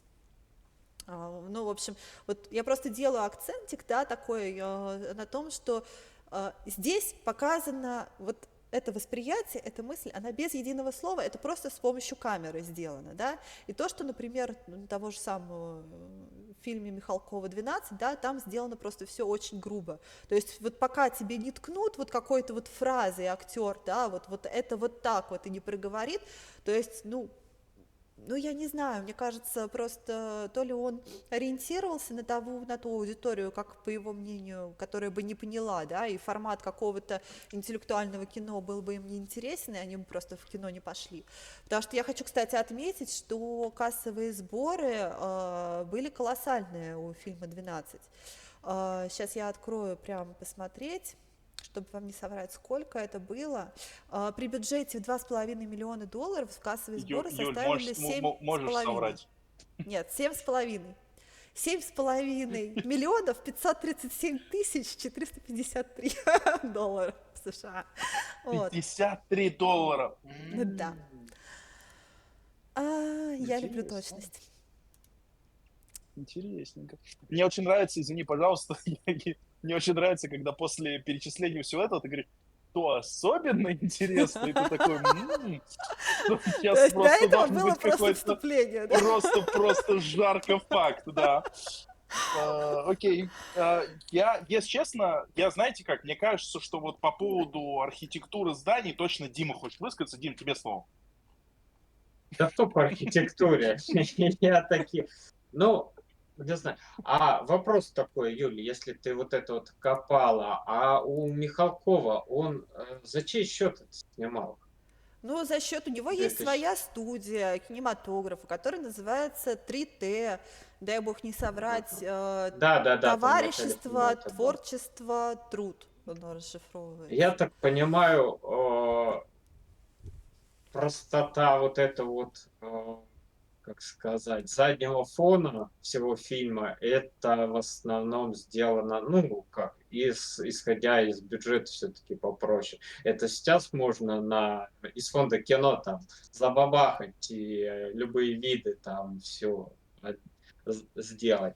А там все-таки, ну как, простой сюжет и исходили из простого, что вот это ж, по-моему, типа после Чеченской войны, наверное, начало 2000-х, типа а вот всех ведут.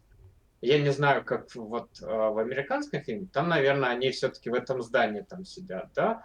А тут, типа, они идут в школу, в Вот, обычную кстати, школу. ребята, а вас не смутил вот этот вот момент, что мы только что были, казалось бы, в здании суда, да, и нас тут мы каким-то вообще невероятным образом вдруг попадаем в школу. Ну, то есть, как они вообще смогли попасть в школьный спортивный зал? Ну, то есть, у Слушай, а меня в там же, этот по-моему, момент... даже это объяснено о том, что у тебя, То условно говоря, ремонт, там в что-то здании такое. суда. Да, у тебя, как говорится, знаешь, как говорится, типичная российская реальность. Там, по-моему, кто-то даже говорит, а что, как бы этот, ремонт. Понимаешь, как Слушайте, ну это говорится, такое ремонт, русофобство. отопление отключено.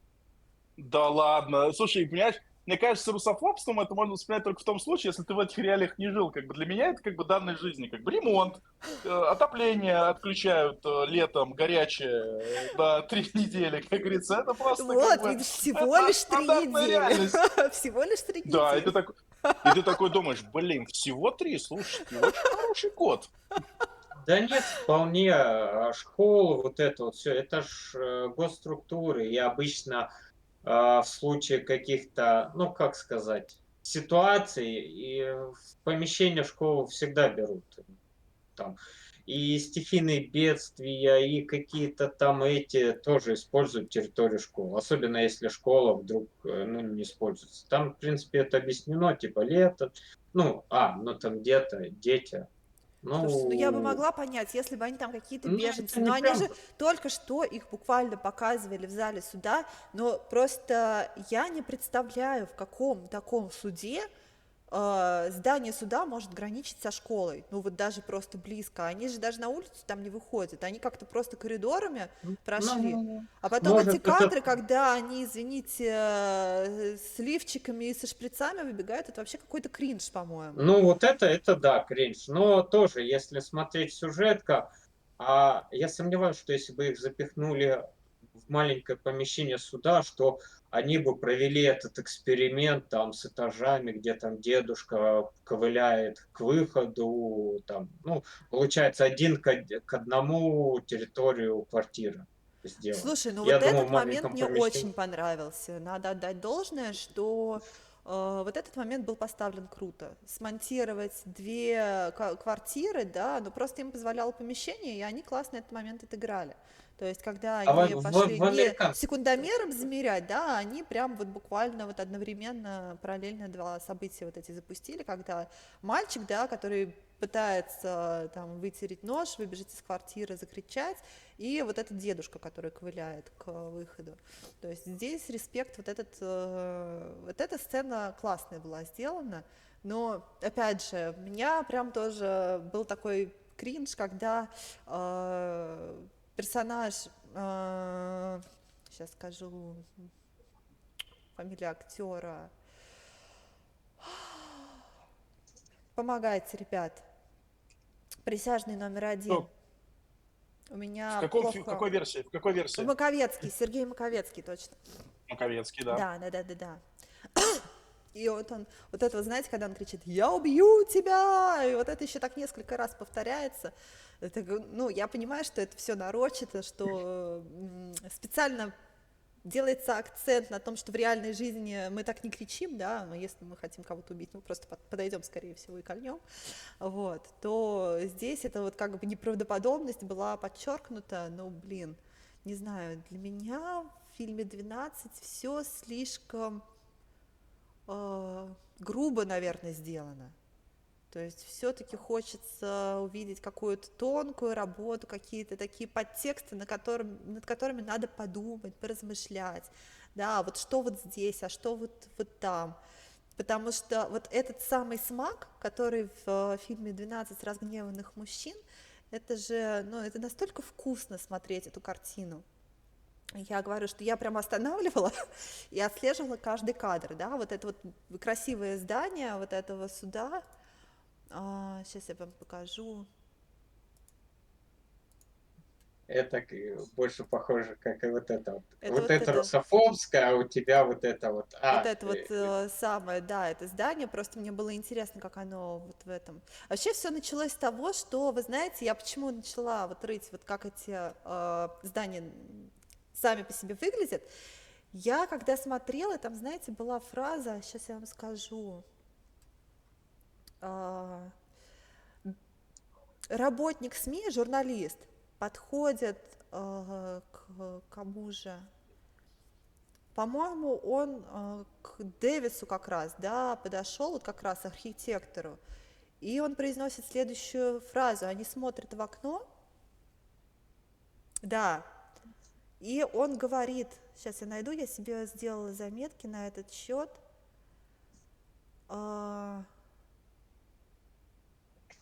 Сейчас, секундочку, ребятки, подождите, я просто хочу найти прямо этот момент. Он спрашивает, а вот это вот здание, вот это вот оно? Ему отвечают, да, это оно. И он такой, а я там никогда не был. И понимаете, когда у вас до этого кадра были прям реально ни одного лишнего кадра, все с каким-то смыслом, и я такая, а к чему это сказано? Почему такая вдруг брошенная фраза, да, вот что я специально загуглила, это здание, значит, это, по-моему, Woolworth Building. Сейчас, у меня где-то записано, я просто глазками найду сейчас эту строчку.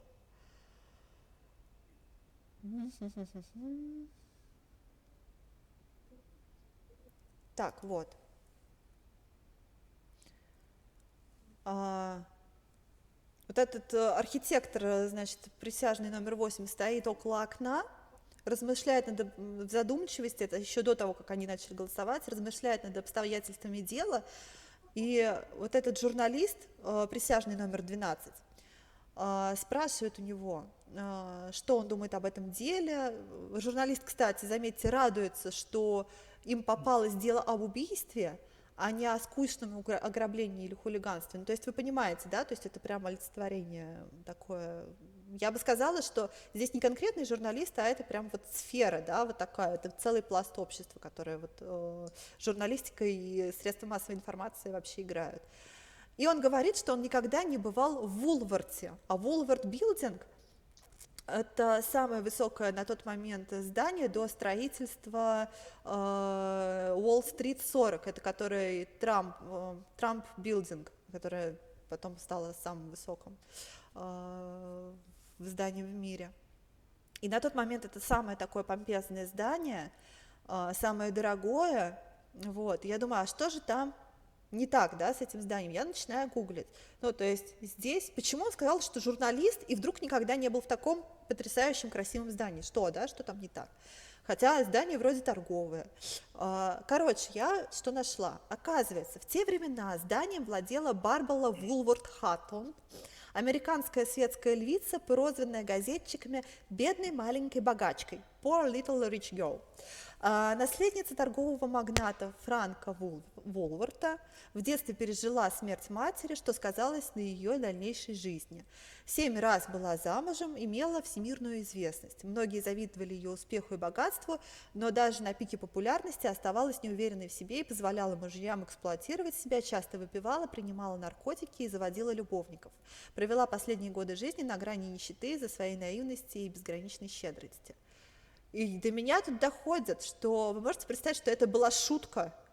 То есть это просто, видимо, нам сейчас не понять. И вот то, что он говорит, что вот видите, вот этот вот Woolworth Building, я ни разу там не бывал. При том, что я так понимаю, что журналисты просто вообще, вот эта вот женщина вообще не сходила с газетных полос, да, что они практически днями, ночами там ночевали, наверное, в этом здании. И как раз это такой комический момент был в этом фильме. Вот. Это очень интересно. И, кстати, еще тоже интересный момент, который я нашла. Оказывается, вот в этом Woolworth Building, это по-прежнему, кстати, высокое здание, там снимались фантастические твари, где они обитают, а именно локация Министерства магии Макус. То есть это вот прям, это интерьеры вот этого самого здания. Вот, я хочу вам показать. Это вот как раз они видят, я хотела указать, что действительно из окна вот этого суда видно вот это здание. Оно вот так вот выглядит. И когда была кампания рекламная «Бэтмен. Темный рыцарь», на здание вот этом ночью вот была такая подсветка, как пиар-компания. Вот. То есть это было очень здорово. Там до сих пор это вспоминают. Бедные люди спать ложились, и им в окно светили. Ну, это же классно. Ну, представляешь, Бэтмен в городе. Это такая аллюзия Нью-Йорк и Готэм-Сити. Мне кажется, это, по крайней мере, было очень круто. Вот. Ну и я еще раскопала тоже такой маленький факт, что когда был теракт 11 сентября, несмотря на то, что это здание от башен-близнецов располагалось в нескольких кварталах, там несколько месяцев потом не было света, и телефоны там не работали. И там, оказывается, если смотреть на панораму Нью-Йорка, там будут вот эти вот здания башен-близнецов, и тогда вот этот Woolworth Building, он будет между ними как раз. Вот такая вот интересная история.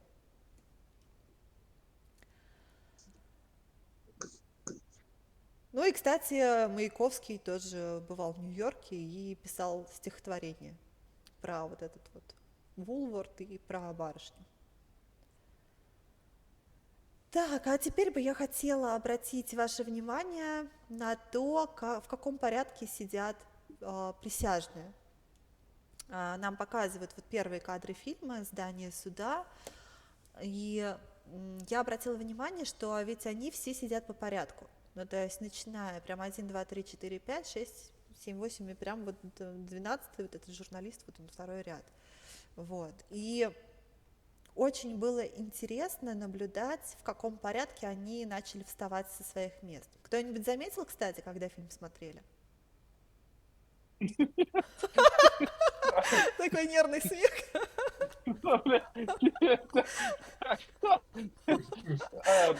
Нет, как-то не уделил внимания. К сожалению, что-то вот... Мне кажется, вот просто как-то выпало из... Так, смотрите, первым встает присяжный номер 3. Это на таймлайне тайминг 2 минуты 44. 2 минуты 44, подождите.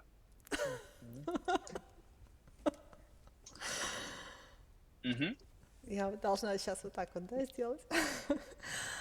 Первым встает... Да-да-да, продолжай. Ну, говори. Слушай, я заворожен. Первым встает, ни на кого не глядя, ни на чье мнение, присяжный номер 3. Это тот самый бизнесмен, да, который будет занимать такую доминантную позицию. Это тот, на чье мнение будут ориентироваться все остальные присяжные заседатели, практически весь фильм. И против его мнения как раз будет сложнее всего противостоять его мнению. Вторым, глядя на бизнесмена, поднимается журналист. Ну, то есть, да, вы понимаете, когда происходит какое-то событие, то есть СМИ всегда смотрят на то, как реагирует бизнес. То есть, и глядя на них, глядя на их позицию по какому-то вопросу, они уже ориентируются, с какой стороны освещать это событие, да, то есть все равно, как бы нам ни хотелось, корреляция с этим есть.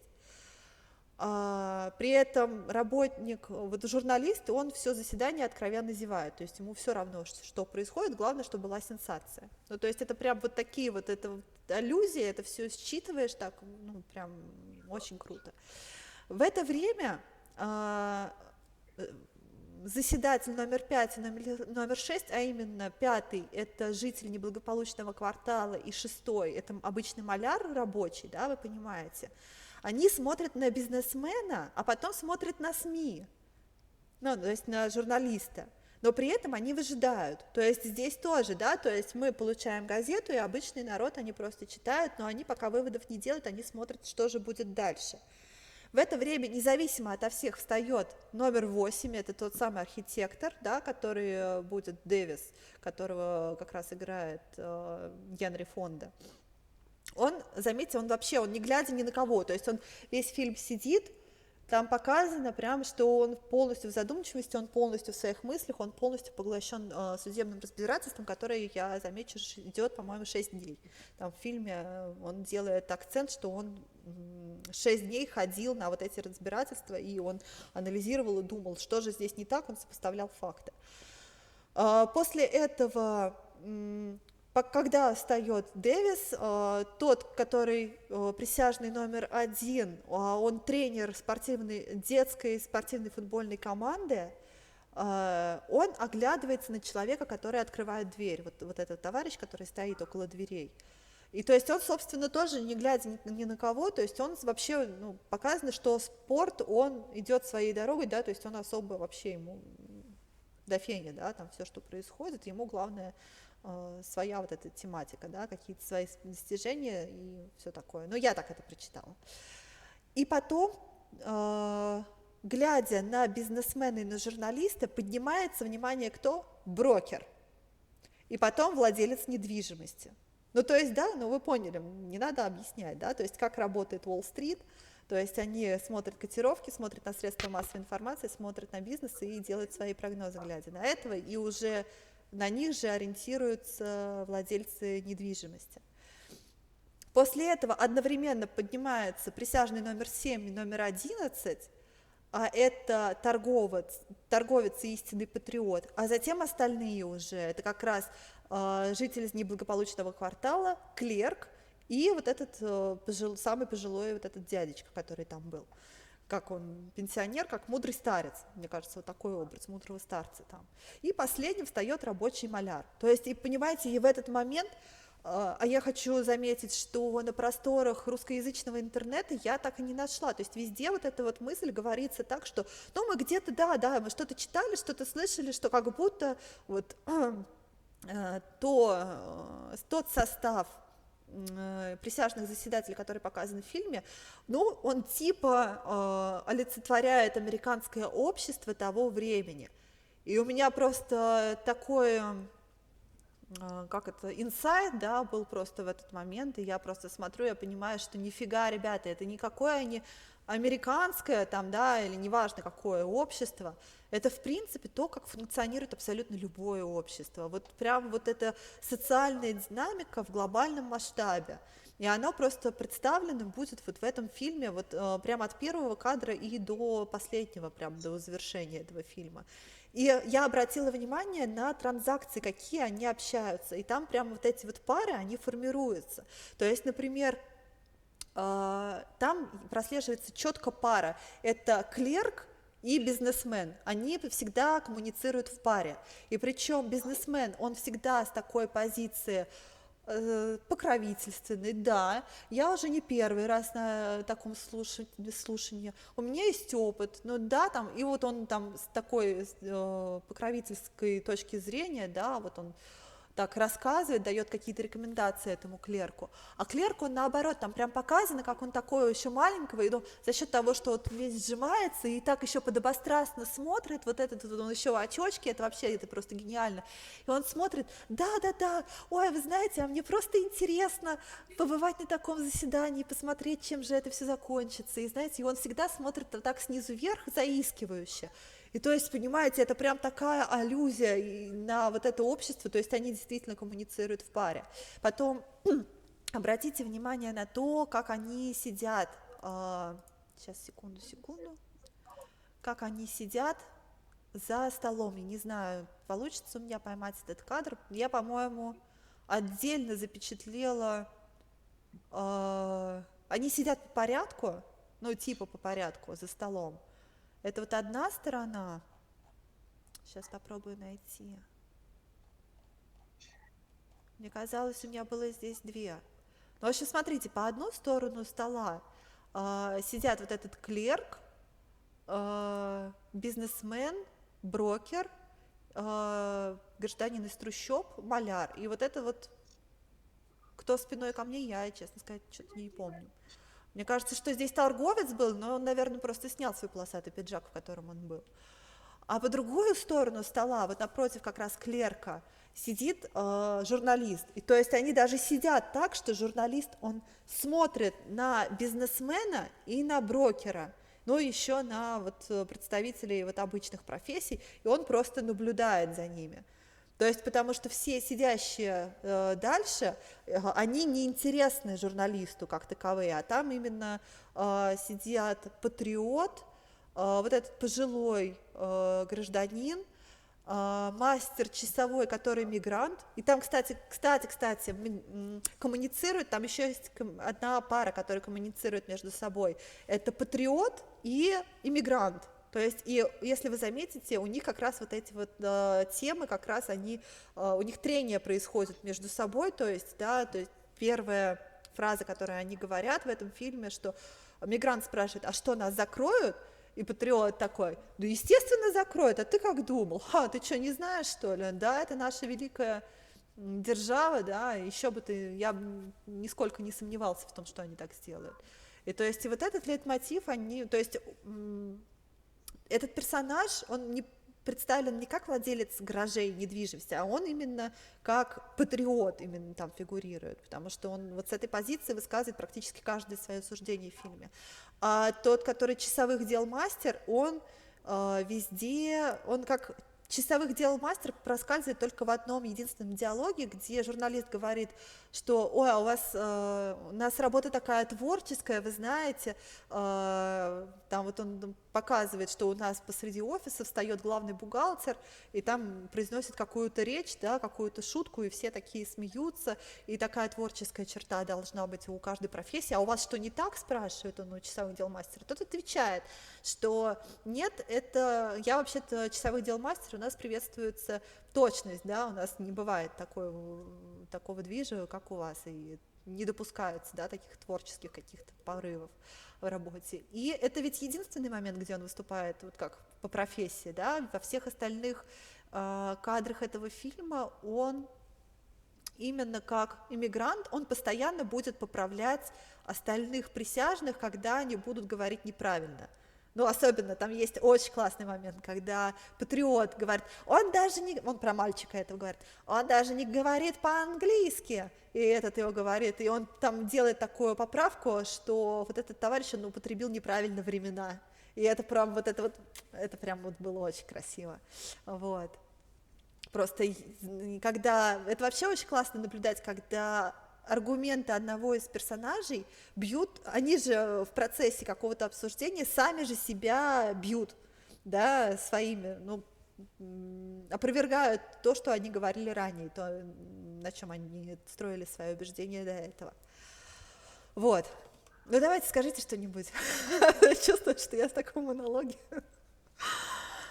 Мне уже неловко становится. Ну, мне кажется, большинство людей не задумывались о вот этом порядке. Просто я пытаюсь это как-то связать с фильмом «12», вот то, как сидел, как вот Там это этого вот. нет. Там Я нет. пересматривала 2 раза, специально искала какие-то подобные моменты, и это вот как раз один из моментов, почему, у меня такое разочарование, наверное. Потому что когда я вам говорила посмотреть эти фильмы, для меня это был действительно «Кот в мешке», я не думала, что у меня будет такая реакция на фильм «12». Я почему-то думала, что мы будем анализировать в таком контексте, что смотрите, у нас тоже умеют снимать фильмы, вот, и я была просто потрясена, если честно. Ну, этой не, разницы. если брать фильм «12», а зачем там такой потек? Ну, давайте мы посадим кого-нибудь там справа, слева, не знаю.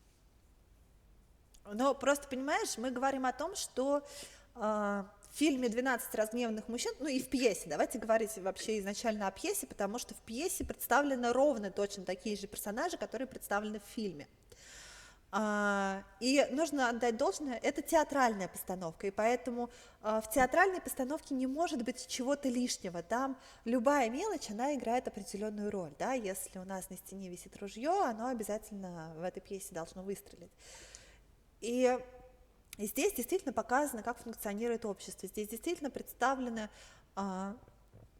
представители разных слоев, они даже коммуницируют между собой, как коммуницирует общество.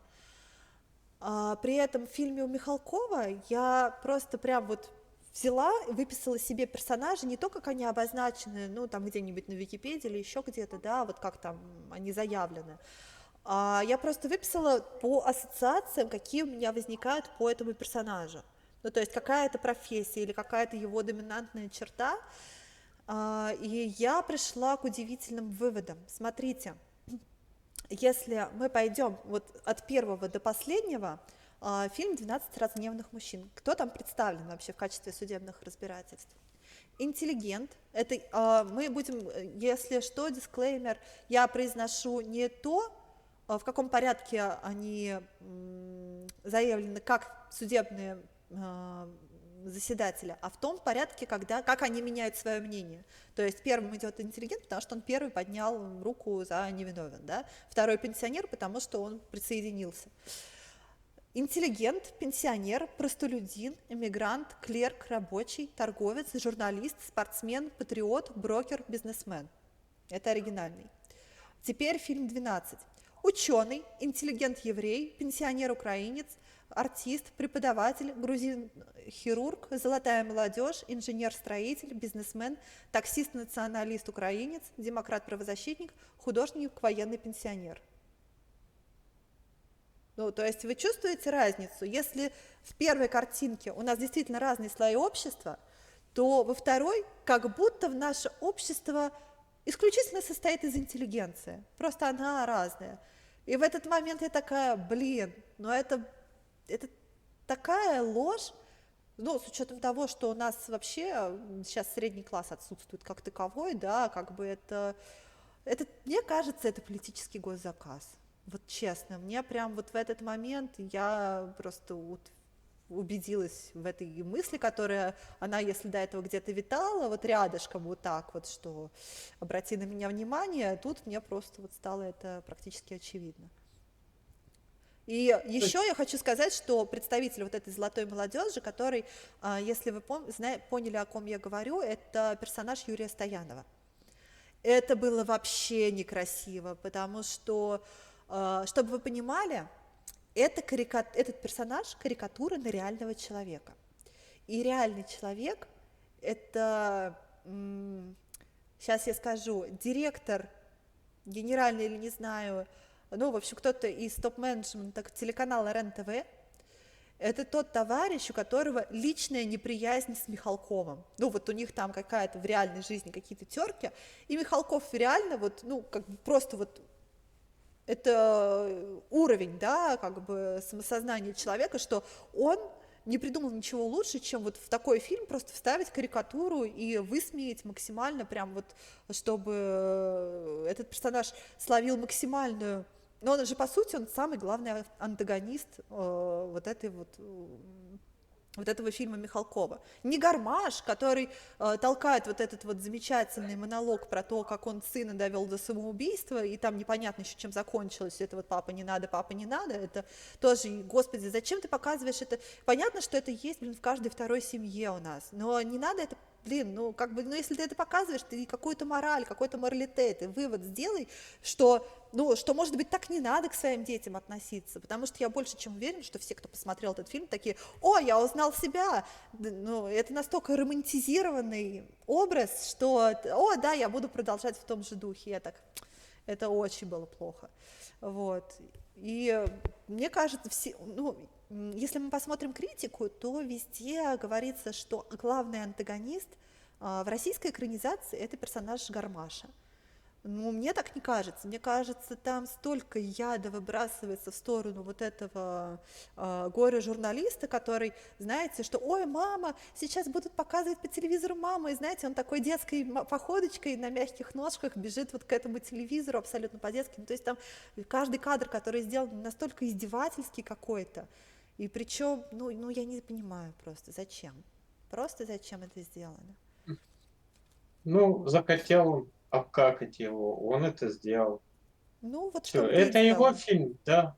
Кстати, я хочу сказать, что я читала тут интервью Михалкова, и сам он говорит, что, ребят, не нравится, не смотрите. Я потратил свое время, чтобы снять для вас фильм длиной 2,5 часа, а вы будьте добры, потратить свое время, чтобы его посмотреть. Вот так вот. Так что нам с вами сделали одолжение, что сняли для нас фильм. А мы, сволочи, неблагодарные. Ой. Вот как-то так. Тут всегда очень часто от режиссеров, в том числе и зарубежных, есть. Ну, есть такой посыл, что я художник, я так вижу, и О, да, ты понимаешь, как да, я художник, я так вижу, но правила кинематографа, они одни и те же всегда.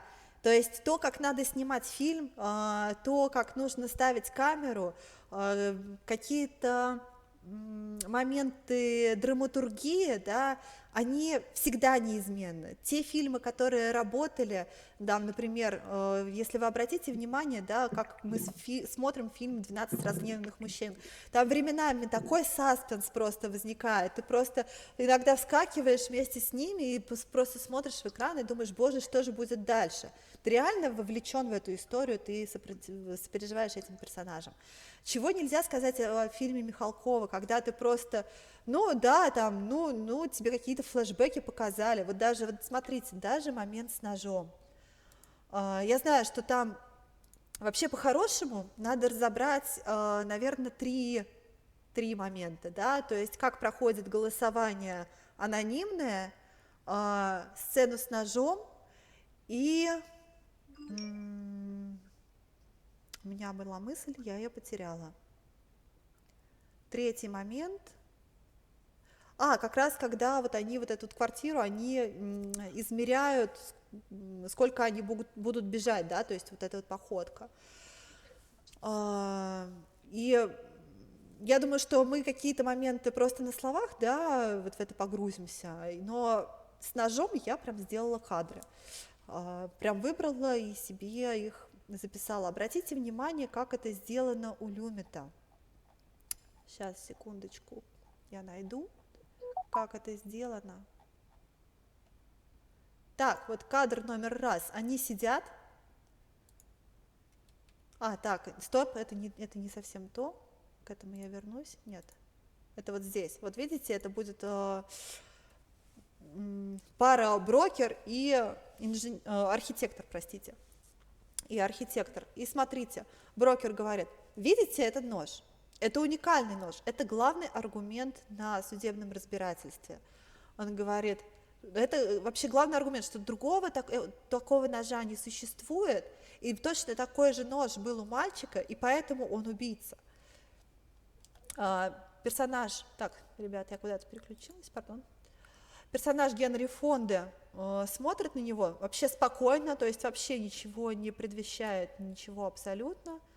Следующий кадр. Просто брокер втыкает этот нож. Сейчас я так буду переключаться. Тут нам показывают крупным планом вот этот нож. Генри Фонда просто сидит, смотрит, да, в этот момент. Тут он резко просто встает. Это прям вот, если вы посмотрите кадры фильма, они сделаны, там даже нельзя на таймлайне отследить этот момент, он настолько маленький, то есть это практически доли секунды, когда он поднимается наверх, и такой, опа, в карман, вы это видели, и просто втыкает. Это буквально прям доли секунды, когда это показано. То есть это буквально несколько кадров, и все такие... Там просто реально все вскакивают с мест. В смысле? То есть там прям такой кипиш начинается. То есть как это так? Ну, да, и как это сделано у нас. Я не стала делать подборку этих кадров. Я думаю, что мы ничего не потеряем, если я просто так расскажу, что там сначала персонаж Маковецкого, да, Маковецкого, он такой, ой, вы знаете, точно, у меня где-то, я что-то потерял, он куда-то уходит, он роется в своих карманах, возвращается, все такие в это время смотрят друг на друга, прям реально это очень долго по меркам кинематографа сделано, все смотрят друг на друга, он возвращается, да-да-да, и вот он какое-то время, значит, возится со своим портфельчиком, в это время в фильме не происходит абсолютно ничего, просто все сидят, камера показывает вот этих вот персонажей, она плавает, ну, между, да что ж такое, это, пардон, плавает, показывает каждого по отдельности, они просто переглядываются, да, это просто тянется время фильма. И потом, наконец, нашел, он открывает, значит, свой портфель, достает оттуда вот этот нож, который уникальный, там какой-то военный, бог знает что, И, то есть, там момент, это так не работает, да, кинематограф так не Да, работает, там нет да вот этого почему? момента. Я вот, Юль, вот еще раз, как раз в этом-то, мне кажется, вся и суть есть. Понимаешь? Вот Какая? мне почему как бы «12 разгневанных мужчин» — это фильм о неком явном, харизматичном, красивом герое Генри Фонда, который, как говорится, волевым усилием заставил всех поверить, задуматься Он не логически и, заставляет, он там и вообще никаких усилий не предпринимает. он приводит всех логически к правильному, к мысли о том, что Он там надо вообще ничего не размышлять, говорит, он надо думать. говорит одну Он, единственную подожди, мысль. Он не, говорит одну имеется в виду, что он единственную мысль, что давайте суть в обсуждать. том, что он, да, именно, то есть, понимаешь, как бы такой мускулинный, типичный, красивый герой. Маковецкий играет же даже роль человека, который, знаешь, вот как бы Маковецкий мне персонально же лично ближе. Такой суетящийся, немножко неуверенный в себе. Вот, понимаешь, вот это то, чем в моем понимании отличаются как бы две разные сказки. Сказка про Америку, да, в том плане, что вот есть как бы такой как бы харизматичный лидер, который одной фразой, в принципе, можешь все повернуть. И герой Маковецкого, который суетится, что-то приходит, и на самом деле это не про роль какого-то конкретного человека, а про то, что у каждой потом внутри переживает какие-то собственные внутренние вещи. И, как мне кажется, на самом деле эпизод с ножом, даже, вот, как сказать, вот для того, чтобы ярко понять, в чем разница фильмов, это даже не эпизод с доставанием ножа, а то, как он впоследствии дальше использовался. То есть вот я до сих пор считаю, что один из гениальных вещей в этом фильме — это танец с ножом, который, собственно Танец, говоря, это был сделан. классно, да. Это реально же было как бы сделано Это именно с Сергей точки зрения Газаров, того, он что великолепен, да. да, так вопрос как раз и заключается в том, что это фильм не про логику. И нельзя, наверное, на фильм «12» вообще логику, жанр, то, что вот кто-то должен сидеть в какой-то определенной. Там нету подтекста. Это фильм чисто про эмоции. Это фильм чисто про эмоции. Даже вот этот вот эпизод, условно говоря, с подставленным маменькиным продюсером, это чисто про эмоции. Знаешь, как бы какие бы они ни были, хорошие, плохие, негативные, мрачные, ужасные, противные, подлые. Это фильм про эмоцию. Там даже, Слушай, ну по какие большому счету, там эмоции? логики-то нет. Ну, хорошо, Там ребят, очень в много какие эмоций. моменты у вас прям вот были эмоции? Потому что когда я смотрела вот с таким каменным лицом, боже, когда это закончится, сколько это еще будет продолжаться. Ну Ну, вот слушай, правда. как минимум, вот «Танец ножом» раз, «Речь патриота» два, Это господи, которая? «Речь Гармаша» два, А, это вот, то, что про сына-то? да, О, да, боже. абсолютно верно. Абсолютно верно. Ну, слушай, понимаешь, вот я Нет, как как бы можно актерская много как бы игра пытаться это сделано гениально, да, он вот все свои эмоции подключил в этот момент с точки зрения, там, я не знаю, Станиславский бы аплодировал ему, я ничего не говорю. Но с точки просто, зрения понимаешь, мгм. постановки, режиссуры, сценарного мастерства, зачем в этом фильме такие затянутые диалоги? Монологи. В этом фильме даже не Потому что, диалоги, да, они потому что монологи. все правильно, потому что это не фильм, который сделан, как говорится, знаешь, как говорится, мне кажется, это не фильм, который сделан для премии. Это фильм, вот, который как бы эмоционально близок, да, то есть вот я вместе с ними могу эти монологи предположить, что я бы вместо какого-то из этих персонажей подобный монолог и высказал.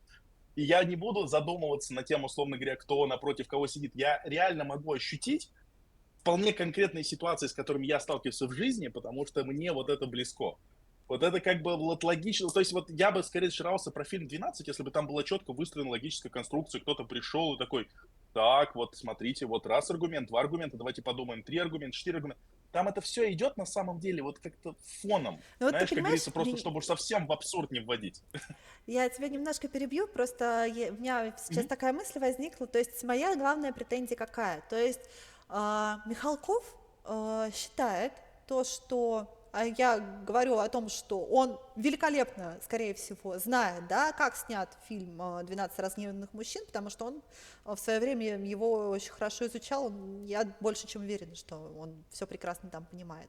И все, что, о чем я сегодня буду говорить, про разбор, он 100% это все видел. Ну, то есть у меня здесь сомнений просто нет никаких. Но когда он начал делать свой фильм, он сказал, что, вы знаете, это вот там, за океаном, их зритель, интеллектуал, он наслаждается вот этой эстетикой, а нашим Что надо? Чтобы постреляли, ему какие-то монологи, ему становится скучно, надо внимание зрителя вернуть, надо еще какой-нибудь спецэффектик вот здесь навешать. Не надо вот это вот моралите, не нужно какие-то очень заумные вещи. Надо все топорно, вот чтобы сельский тракторист сходил в кино или там посмотрел по телеку даже и сказал: вот, это мы великая нация.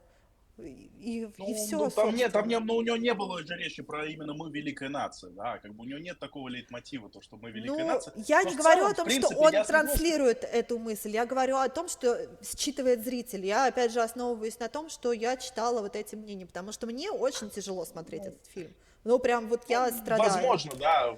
Я Возможно, просто каждый, наверное, прочитала как бы считал какой-то, какие-то знаете, свои и вот вещи. этот вот слоган, что фильм для всех и про каждого, и я такая, блин, я просто реально оскорбилась в этот момент. Ну, то есть, Ну вот, фактически да, мне видишь? сказали, что я тупая, что я не способна на какие-то, на построение каких-то мыслей, да, что неокортекс у меня отсутствует вообще просто как таковой. Ну, то есть, Не вот и знаю, я все. просто, я абсолютно честен, как бы могу сказать, что в принципе, я, считав этот фильм, могу сказать, что я не против быть в разряде тех самых простых людей, которыми меня причислили, потому что как бы он мне реально запал. То есть, знаешь, если бы мне было бы обидно, если бы мне сказали: слушай, это фильм про тебя, я его посмотрел и сказал: слушайте, там вообще ни слова про меня нет. А вот в реальности как бы там очень много тех вещей, которые как бы они считываются, и которые для меня интуитивно понятны. И те, которые я реально проживаю, да, и те, которые я реально как бы испытываю эмоционально, поэтому у меня как раз вот, наверное, в этом и есть какая-то ключевая разница. И последняя, вот как бы эпиграмма ко всему этому, это, знаешь, как в самом начале, вот мысль, которую я решил просто упустить, она просто, видимо, обратно ко мне пришла. Когда ты говорила об вот различии, об этих фильмах с точки зрения как артхаус или как бы такая вот классическая юридическая драма, вот в моем понимании разница между этими фильмами примерно следующая. Это как, условно говоря, «Лебединое» классическое озеро в исполнении Большого театра. И как постановка, на самом деле, которая вот недавно там лицезрел в одном небольшом британском театре, где у тебя главный лебедь это темнокожая девушка, которая вместо того, чтобы танцевать, она выходит и говорит: а сейчас представьте, что я танцую. И просто ходит по сцене взад-вперед. То есть многие могут сказать: блин, да слушайте, это какая-то трешатина вообще полная, да? Это на этом и построено. Как бы этот фильм как раз и заключается в том, что он не содержит в себе глубинных смыслов. Он очень простой и Он понятный. коммерческий проект, согласись, это коммерческий проект, Ну, просто-напросто. Вот и не все. знаю, мне как раз наоборот кажется, что это фильм для души, снятый для души, и как раз в этом-то и выражается позиция. Хотите смотрите, хотите не смотрите, но потому что вот я снял такое, какое есть. Кому-то понравится, кому-то нет. Коммерческий проект — это «Белое солнце пустыни» или пересъемка Шурика. А вот это «Белое солнце пустыни 2», или как оно там называлось. А это чисто для души. Ну, мне Не знаю, кажется, Дим, знаешь, ты что если бы думаешь? он хотел показать какую-то нашу русскую душу, то, наверное, она должна была быть показана с какой-то действительно с точки зрения русской души, а не разрухи. Да, Так которая а он не хотел показывать разруха у русскую нас и в душу. быту, вот эту бытовуху, вот эти шприцы, эти лифчики, это фортепиано, которое за решеткой с замком какое-то показано. Это, опять же, почему спортзал? Ну, то есть это аллюзия на широкую русскую душу, да, ну, может быть, это Да, это... считывается так, И, может Юль, быть. ты просто пытаешься копать там, где, ну, он не закладывал таких Ну, слушай, глубоких. я не копаю, для меня Это эти аллюзия на мысли грубую русскую реальность. Эти мысли, они для меня очевидны, они вот на поверхности, да, то есть и копала я вот 12 разгневанных мужчин, когда анализировала покадрово, а здесь нет, это вот прям реально, это вот те эмоции, те мысли, которые я испытываю во время просмотра. Юль, ты, получается, смотри, ты почитала вот это вот, как сказать, копание в зарубежном фильме, и ты пытаешься аналогии, ну, как найти в русском фильме, а их нету. И ты недовольна тем, что их нету. В принципе, вот если брать вот это, даже ситуацию с ножом, для меня в первую очередь дичь, что у него вдруг этот нож нашелся. Я бы, например, если бы как брал, ну, для меня даже дичь, я не смотрел зарубежный, для меня дичь то, что у него там в кармане этот нож нашелся.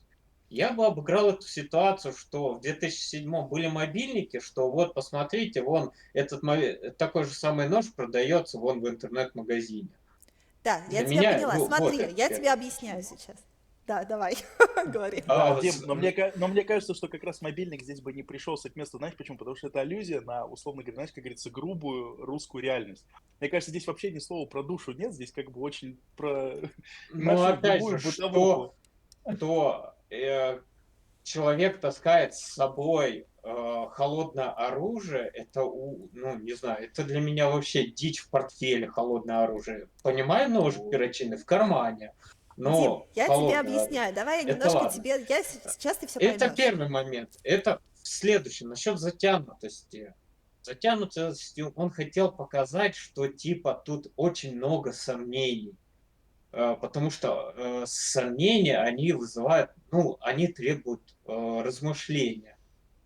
А когда быстро это скопом, ой, что-то не то, а, да, он скучный, а, да, если ужать этот фильм на, ну, предположим, на час, то они эти решения вдруг, ну, не знаю, по мне это дико. Ну, может, 2 часа, да, это может много. Но вот для меня я фильм смотрел, я смотрел его, в принципе, фоном. Для меня не казалось, что там пипец все затянуто. Затянуто было. Нет, там можно было вот шприц вот это выкинуть, там проливчик, вот это тоже дичь. Но после, вот когда уже пошло, когда они разбирали, ну, для меня не казалось. Ну, вот заходит этот, говорит, что вот там щиток перегорает, все такое. Для меня кажется, ну, вполне это нормально. И я не заметил, что вот я 2 часа сидел, для меня, в принципе, это просто интересно. Они не спеша рассуждали, они не спеша какие-то ситуации пытались смоделировать. Они как это так, просто даже не делая, ну, просто начали считать просто, как он, дедок шел там, 10, сколько он там, 1 минуту шел.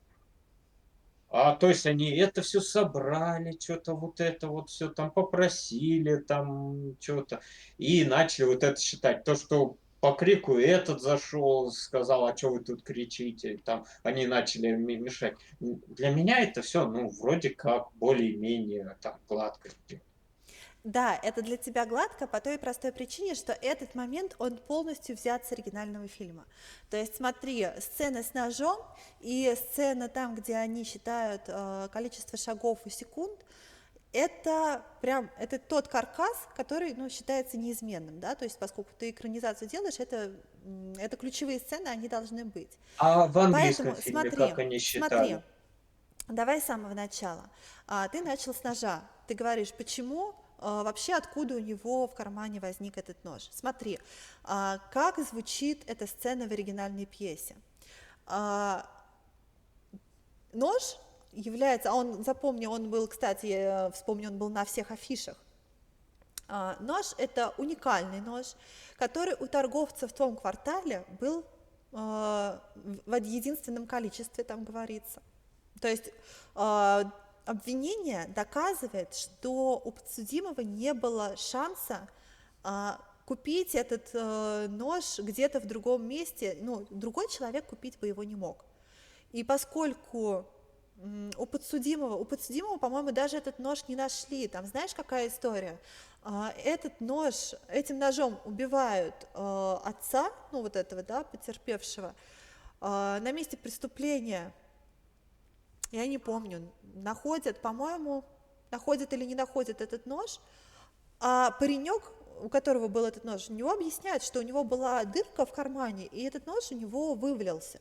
Ну, да, то есть, ну, это сторона оправдания. И как раз обвинение говорит о том, что это абсурд, но не может быть так, что уникальный нож, который найден на месте преступления, он оказался собственностью вот этого мальчика, но что он его покупал. Значит, это его нож, раз он его купил. Это, по-моему, как раз торговец дает такие показания. И потом каким-то волшебным образом этот мальчик теряет этот нож и уходит в кино, содержание которого он не помнит. То есть это главная линия обвинения в оригинальном фильме.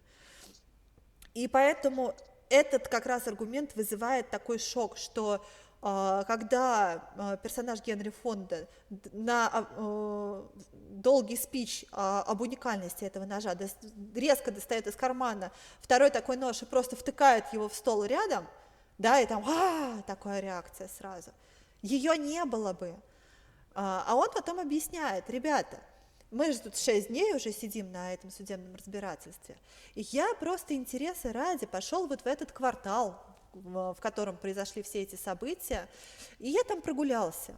И так случилось, что у торговца, а там, по-моему, он даже не к тому же самому ходил, а он просто где-то на улице, да, условно говоря, вот эти товарищи, которые где-то в плаще у себя продают какой-то контрафакт, он говорит: да, я нарушил закон, я не имею права носить при себе холодное оружие. Но мне стало интересно, смогу ли я купить холодное оружие, нож, ну, такого типа, да, где-то еще. И тут мне просто на этой же улице попадается тот самый торговец, который торгует вот этими ножами, да, и у него получилось приобрести точно такой же нож. И это как раз становится главным контраргументом того, что этот нож уникальный, и что второго такого ножа ни у кого больше быть не могло. И поэтому это такое сразу: вот, это так работает.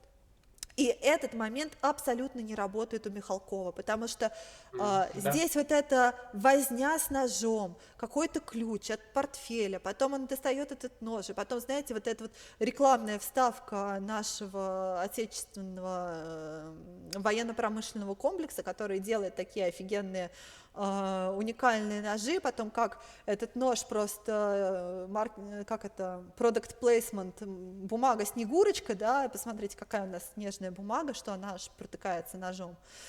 Ну вот, и вот это вот, ну, нет, танец сделан эффектно классно, но просто к чему это все, да, ну... Юль, я тебя хочу поправить, по-моему, там в самом фильме говорилось, что это иностранный нож.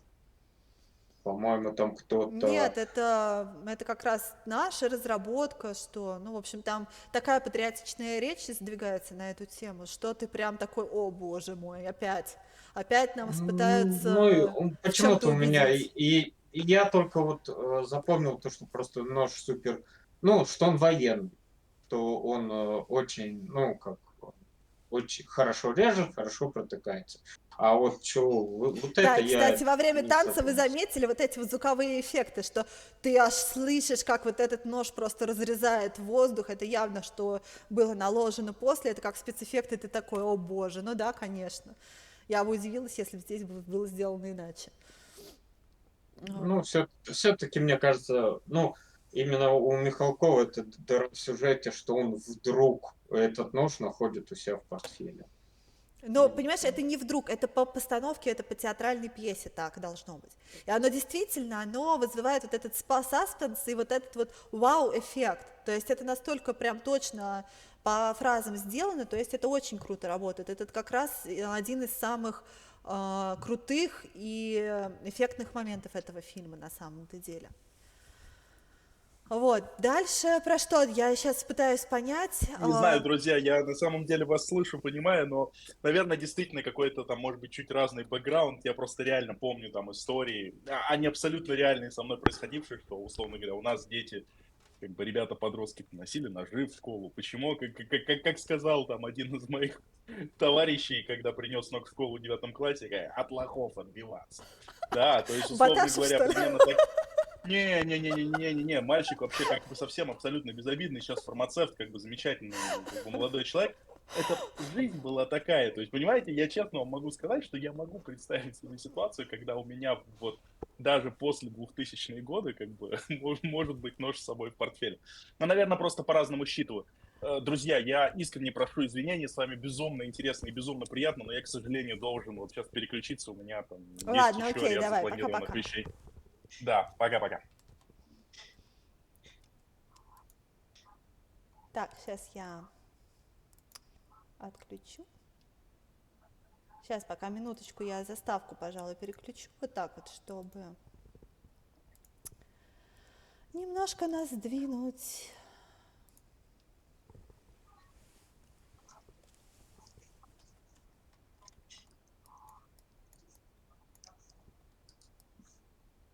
Так, Подожди, не та кнопка.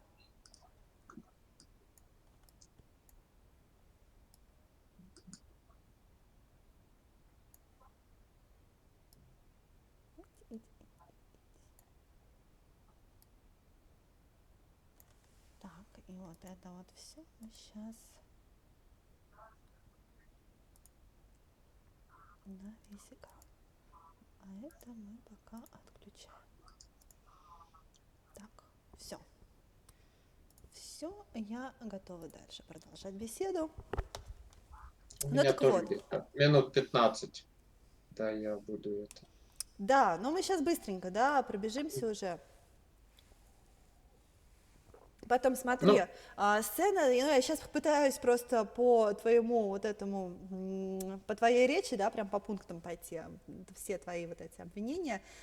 Сцена там, где они меряют шагами, успел ли старик увидеть мальчика, да, а там говорится о том, что старик очень хромой, что он не мог за то время, за которое он говорит, вообще дойти, встать с постели, дойти до двери, открыть дверь и увидеть мальчика убегающего, да, то есть говорится о том, что этот свидетель дал ложные показания, а там говорят, как это? Это же патриот, он не мог дать, он же дал присягу в суде, он говорил правду и только правду, он не может врать, и выясняется, что, судя по виду этого старика, у него была очень одинокая жизнь, и, скорее всего, он мог где-то приукрасить то, что он увидел, для того, чтобы обратить на себя внимание. То есть это человек, у которого никогда в жизни не спрашивали его мнения, и здесь настала наконец-то та ситуация, где на него, в принципе, обратили внимание.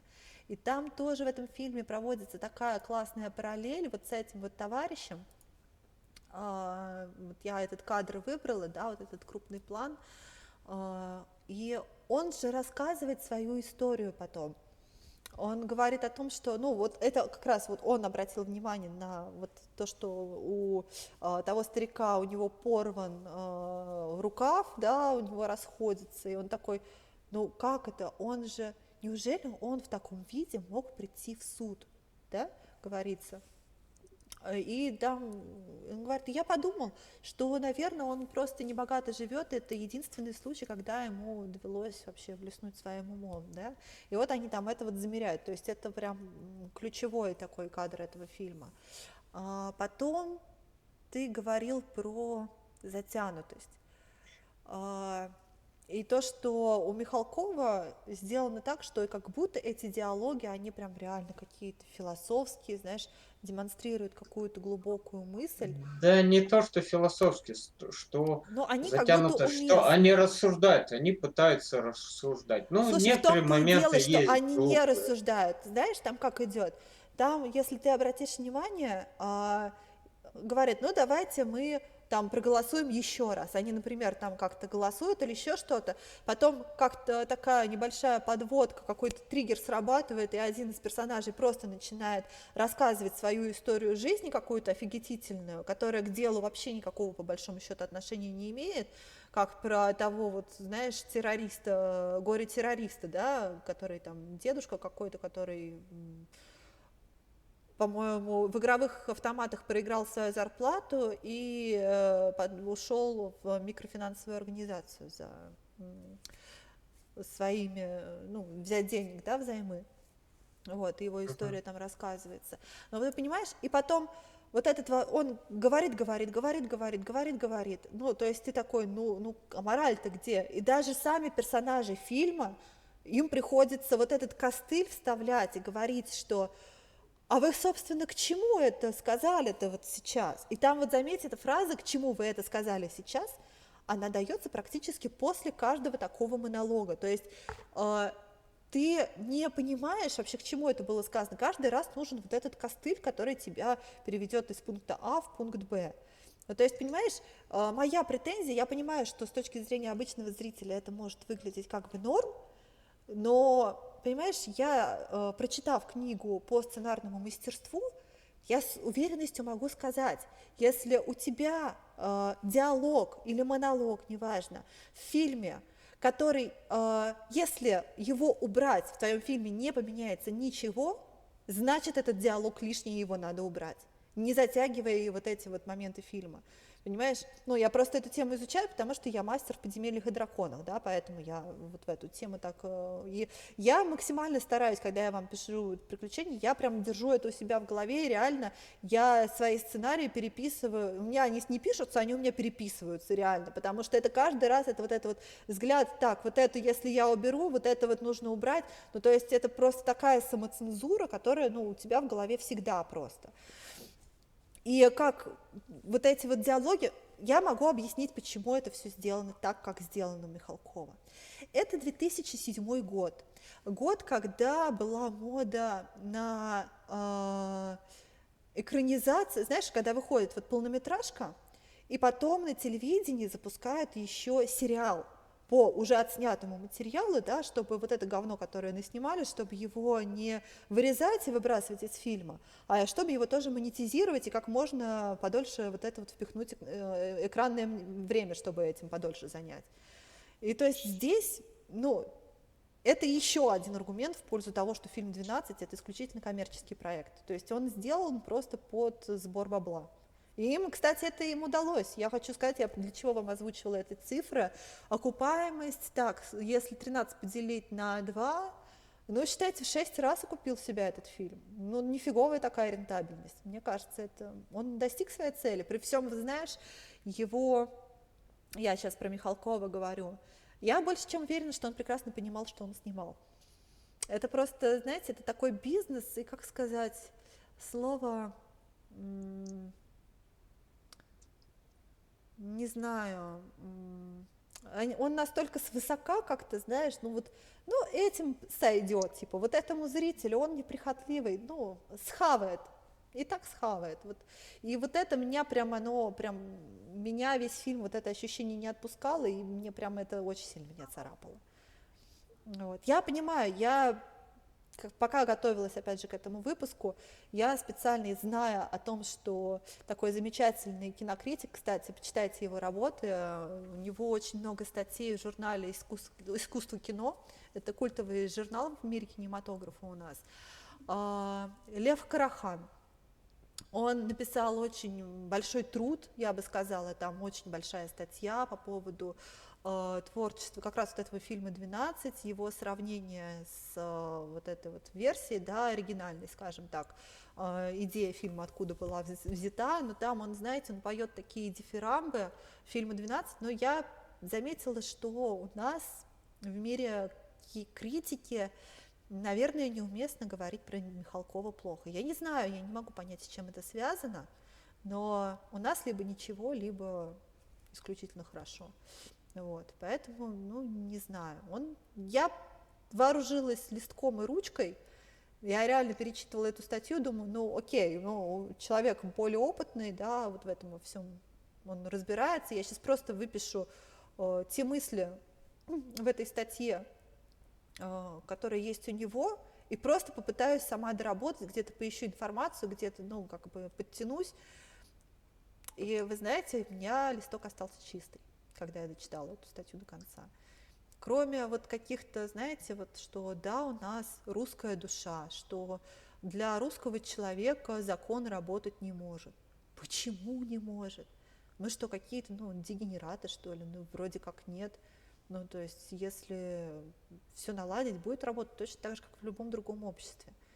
Я не понимаю, это просто, с одной стороны, он бичует, да, показывает самое странное и ужасное, что вот, ну, как бы встречается в реальной жизни. При этом он пытается это все каким-то налетом патриотизма, что ли, прикрыть. Не знаю, у меня такое, я не могу понять вот весь этот фильм, то есть какие эмоции у меня это все возникает. И, кстати, когда Антон Долин и Лев Карахан на радио «Маяк» делали подкаст по фильму «12», они делали подкаст по фильму «12 разгневанных мужчин» в рубрике 20 лучших фильмов. Нет, «Великая сотня». Это был подкаст «Великая сотня». Тоже я рекомендую вам найти, посмотреть. Это прям очень классно, познавательно. Он говорит следующую мысль, что вот видите, персонаж Михалкова в этом фильме, он же типичный как западный человек. ну да, типичный там, ну пусть будет немец, что вот эта бородка, вот его вот эта вот, ну, укладка, да, то, как у него волосы лежат, то, как он одет, это же что-то такое иностранное, да, это что-то к нам с Запада человек пришел, и поэтому он настолько, то есть его позиция, вот такая снисходительная по отношению к остальным 12, она оправдана, потому что якобы у русского человека должно это вызвать какие-то флешбеки на нашу историю, что якобы наш народ не способен самостоятельно управлять сам собой, и что нам нужен какой-то иностранный менеджер.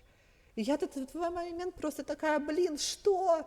Ну, то есть, блин, ну, это было очень плохо. Ну, то есть, Хрень если какая-то, это действительно честно. была задумка Михалкова, и, ну, как бы, этим кинокритикам я могу верить, да, то есть это прям, эти люди, у них безоговорочный авторитет в мире кинематографа, то есть они оба... Это, знаешь, что напоминает? Рассказ, где девочке дали задание написать свой, как сказать, свои ощущения по какому-то стиху. Она обратилась к автору этого стиха, он ей подсказал, она написала и получила тройку с подтекстом учителя, что автор не так думал. Мне кажется, вот эта вот аналогия, что типа как критика, что Михалков это рассматривает, что там кто-то там должен типа управлять на вид, это все пальцы высосаны, честно. Дичь какая-то. Ну, мне кажется, раз они это оба увидели, значит, это действительно имеет место быть. Ну, то есть, если у зрителя возникает такие эмоции при просмотре, как бы на самом деле... У зрителя, у Потому что зрителя. именно, У потому что зрителя не возникает. это Он посмотрел, вот, самое главное, потому что на самом деле самый дурацкий вопрос, который ты можешь задать любому режиссеру и сценаристу, это вопрос, а что вы хотели сказать этим фильмом? Ну, то есть ни один уважающий себя режиссер не станет отвечать на этот вопрос. Ну, потому что какая разница, что он хотел сказать? Важно то, что увидел там зритель. Итак, например, у Дэвида Линча ты не найдешь, у него всю карьеру практически спрашивают, что он хотел сказать своими фильмами, в том, там, «Синий бархат» или «Твин Пикс».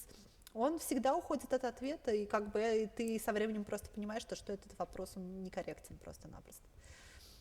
ну, Вот. я думаю, Михалков тоже, не знаю, по моему ощущению, я не ищу какого-то ответа в его фильме на что-то.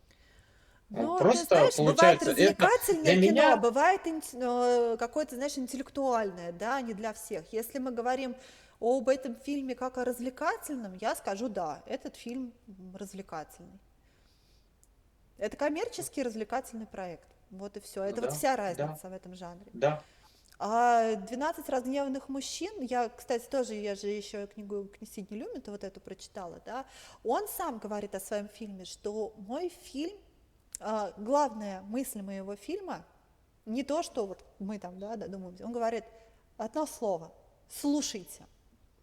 То есть действительно он говорит о том, что не нужно полагаться на какие-то мнения, да, других людей. Вы всегда должны думать своей головой, своим мозгом и уметь слушать и слышать то, что говорят другие. Мало того, что слушать, нужно еще и слышать, да.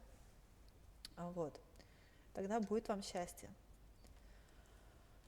Мне кажется, я что-то еще сегодня записывала. У меня на самом деле здесь очень много пометок по поводу того, что... с точки зрения психологии, кстати, давай тоже, этот фильм очень интересен, потому что в этом фильме поднимаются 3 главные темы, то есть которые будут интересны всем студентам психологических факультетов, я думаю.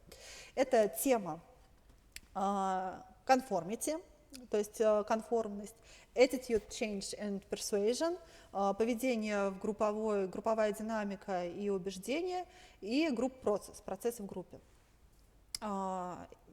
И, соответственно, каждая из этих составляющих, она очень здорово показана в фильме. Да? То есть, например, если мы говорим про конформизм, да, что такое вообще конформность? Да? Это склонность человека изменять свои первоначальные оценки под влиянием мнения других людей. Вот. Этот термин в психологии обычно используется для того, чтобы обозначить податливость личности человека реальному или воображаемому давлению группы и его проявлениях в изменении поведения. Ну, в общем, он меняет свое мнение в соответствии с позицией большинства. И вот здесь бывают разницы, да, бывает внешний конформизм, когда человек просто чисто внешне, он такой да-да-да, чтобы не вызывать конфликтных ситуаций, но при этом он внутри остается при своем мнении. И бывает внутренний конформизм, когда ты меняешь свое мнение действительно под влиянием мнений группы. И бывают нонконформисты. Это те люди, которые не обращают внимания, они способны не обращать внимания на мнение группы, на мнение большинства, и они исключительно руководствуются собственными впечатлениями, собственным взглядом, да, и они, более того, они способны заявить и противостоять огромной группе, а это на самом деле очень сложно. И вот тут мы опять можем вернуться к операторской работе. Сидни Люмет сам обращает внимание на то, как у него в фильме выстроены кадры. В самом начале фильма камера находится всегда чуть выше уровня глаз обычного человека. То есть мы смотрим как бы снизу вверх слегка, да, на людей. Давайте я вам это покажу, продемонстрирую. Сейчас я откуда-нибудь из самого начала фильма кадр какой-нибудь возьму. Да, вот хотя бы этот. То есть смотрите, на этом кадре вот этот вот человек-патриот, который стоит, нависает фактически над персонажем Генри Фонда, это показано намеренно. Глядя на этот кадр, зритель считывает, в этот момент Сидни Люмет, в этот момент Генри Форд, он совсем один. Никто его не поддерживает, у него нет никого из его союзников. И нам оператор в этот момент показывает давление. Почему кадр именно сверху вниз? Потому что ты понимаешь, под каким чудовищным давлением сейчас находится персонаж Генри Фонда.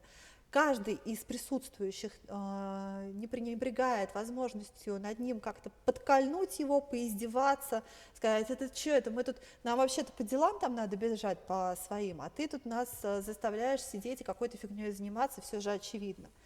И то есть здесь показывается просто огромный труд, да, внутренний, вот то, как, ну, какое вообще давление, да, происходит.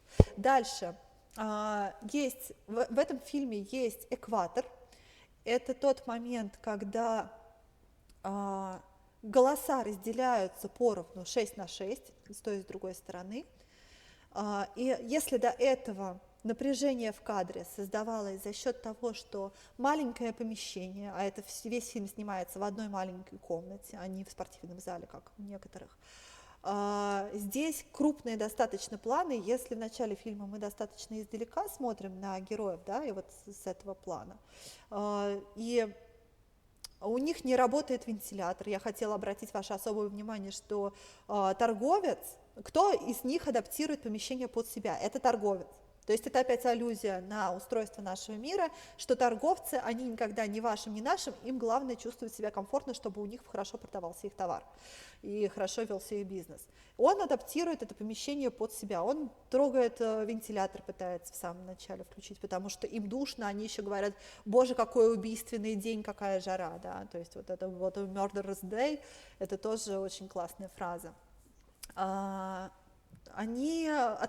помогает каждому открыть окно, потому что трудности с этим возникают у рабочего, и, по-моему, не помню, еще у кого-то еще одна, по-моему, нет, он просто подошел, по-моему, он сам поднял окно, и второй он помог рабочему. То есть, и ты просто в каждой вот этой вот транзакции, ты настолько круто считываешь вот это вот диалог, да, то есть кто с кем коммуницирует, там нет ни одного реально лишнего диалога, просто вот кто будет смотреть этот фильм, обратите на это внимание, потому что это прям, это очень круто сделано с точки зрения драматургии. И напряжение я к чему? Создается за счет вот этой духоты и маленького помещения.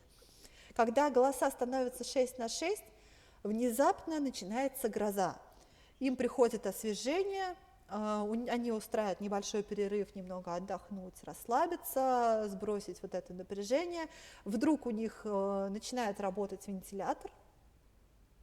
И, ну, то есть ты понимаешь то, что то напряжение, которое нагнеталось за счет операторской какой-то работы, да, маленького объема пространства, за счет ракурсов, да, оно больше не нужно, потому что сейчас, к этому времени, на экваторе этого фильма обстановка накалена настолько, да, что ты практически чувствуешь вот это электричество, эти искры, которые проскальзывают между персонажами в этой комнате. Другой момент, что в этот момент становится темно на улице и включается электрическое освещение в помещении. И каждый из персонажей, он как будто за счет вот этого электрического света, мне кажется, то ли контрастность какая-то, да, придается. Давайте я вам это покажу тоже, если у меня найдутся такие кадры, мне кажется, я прям их записывала. Вот у них стало темно, они здесь курят, и потом вот у них, по-моему, электрическое освещение. Вот здесь уже лампы горят, то есть оно такое контрастное. Да, кстати, очень сильная сцена вот с этим ножом, когда главный антагонист пытается в протагониста, в главного, воткнуть вот этот нож. Это очень тоже такая сильная сцена, тоже я могу вот вам ее показать, так, чтобы мне показать, надо сюда переключиться. Вот, буквально, да, то есть это буквально доли секунды, прям раз, два, три. И вот они уже все скачили вот здесь. Это прям самый напряженный, наверное, момент фильма. То есть это тоже вызывает такой вау-эффект, когда они все встают. И в середине фильма камера опускается на уровень глаз. То есть уже все кадры идут на уровне глаз, вот, они показываются все вровень. И в конце фильма камера для создания определенного давления, да, как бы, потому что накал страстей он нарастает, она опускается ниже глаз. И нам уже показываются все герои снизу вверх. Сейчас какой вам тут кадр взять? Вот, например. Вот это вот, кстати, вообще офигенный кадр в том плане, что этот человек, он весь фильм говорил, он весь фильм сидит в пиджаке, и у него спрашивают: вы что, никогда не потеете? А там стоит чудовищная убийственная жара, и он такой: нет, я никогда не потею. Когда ему задают вопрос: а вы помните, сами-то вы помните, на каком фильме вы были накануне? У него просто, знаешь, такая струйка пота, просто вот на лбу ее здесь видно. То есть здесь вот эти все кадры, они очень хорошо показаны. Это что касается киносъемки. Еще очень классный момент, который я хочу отметить, это вот этот, когда один из персонажей разливается монологом о том, что да кто он такой, он говорит подсудимого, это же какой-то грязный житель трущоб. Кстати, в этом фильме ни разу, я обращаю внимание, ни разу не упоминается вопрос национальности или какой-то или чего-то другого. Здесь просто косвенно, по косвенным признакам дают понять, что подсудимый, он вырос в очень бедном районе, да, Нью-Йорка, что, возможно, он мигрант, что, возможно, у него какая-то национальность, но там вообще непонятно, кто он такой. Он, может быть, этого мальчика, кстати, показывают всего один единственный раз в фильме, это в самом начале, и его лицо, оно какое-то время еще висит над столом, да, то есть там плавный такой переход, я не помню, как он на языке кинематографа называется правильно, он зависает, и какое-то время он висит, вот образ этого мальчика над столом, но тем не менее там видно, что он какой-то другой, но там непонятно, кто он еврей, латинос или афроамериканец, то есть там вообще там нет этого акцента. И в тот момент, когда один из персонажей разливается: да он не умеет говорить по-английски, да вообще кто он такой, он какой-то оборванец, что мы вообще на него тратим время, здесь сидим, мы законопослушные добрые граждане, почему мы должны заниматься этим отребьем, почему мы должны тратить на это время свое. В этот момент просто очень сильная сцена, ну, лично мне она очень понравилась, пусть это даже кажется просто каким-то наигранным, и что режиссер попросил каждого встать на вот это вот место, просто, ну, эта сцена сделана очень классно в этом фильме. Каждый из персонажей начинает по одному вставать и отворачиваться к стене вот во время этого спича. Они по очереди встают, и заметьте, кто остался за столом. За столом остались только торговцы. Это брокер, который торгует ценными бумагами, и это обычный торговец, который торгует то ли киселем, то ли чем-то, в общем, там таким, в общем, какой-то у него не очень бизнес небольшой, скажем так. Потому что торгашам обычно, ты опять же считаешь, потому что, очевидно, торгашам им все равно, да, какие разговоры там ведутся, им, опять же, главное просто успешно реализовать свой бизнес. Вот, и вот эта классная очень сцена, вот этому мужику, который говорил о том, что, ну, за национальность, да, вот этот спич, что коренные американцы, они такие, ну, в общем, вот про то, о чем весь фильм Михалкова, ему говорят: вот ты сказал свое слово, а теперь замолчи и не говори больше ни слова. Мы тебя выслушали, а теперь заткнись. И он усаживается вот за этот стол, который вы видите на самом ближнем плане к нам, и он реально, он больше за весь фильм не говорит ни слова. Даже когда проходит круг голосования, у него спрашивают его мнение, как он проголосует. Считаешь ли ты, что подсудимый виновен? Он просто молча мотает головой, и он не говорит ни слова. Вот, это тоже очень круто, и мне очень понравилось. Ну и здесь вот такие вот планы, да, то есть вы видите, вот это в одном кадре показывают нам простолюдина и рабочего, что они, кстати, везде, практически в каждом кадре они здесь одни. Вот это одна из финальных сцен, где главный антагонист, вот этот бизнесмен, он, если он в начале фильма показывает, там просто машет фотографии своего отца, да, ее показывает, что смотрите, у меня есть сын, и он весь фильм основывает свои убеждения на том, что да я знаю эту молодежь, растишь их, растишь, воспитываешь, а они потом тебе дают сюрприз, да, он просто там по фильму он не общается со своим отцом из-за того, что отец очень жестоко избивал его в детстве.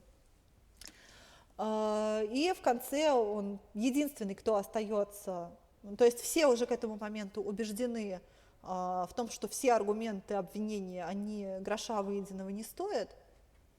И они уже такие говорят: ну, чувак, ты чё? Ну, мы уже все поняли, ну, как бы даже самый тупой из нас догнал, что подсудимый невиновен. Чё ты упираешься? То есть он оказывается вот ровно в таком же положении, как персонаж Генри Фонда в самом начале фильма.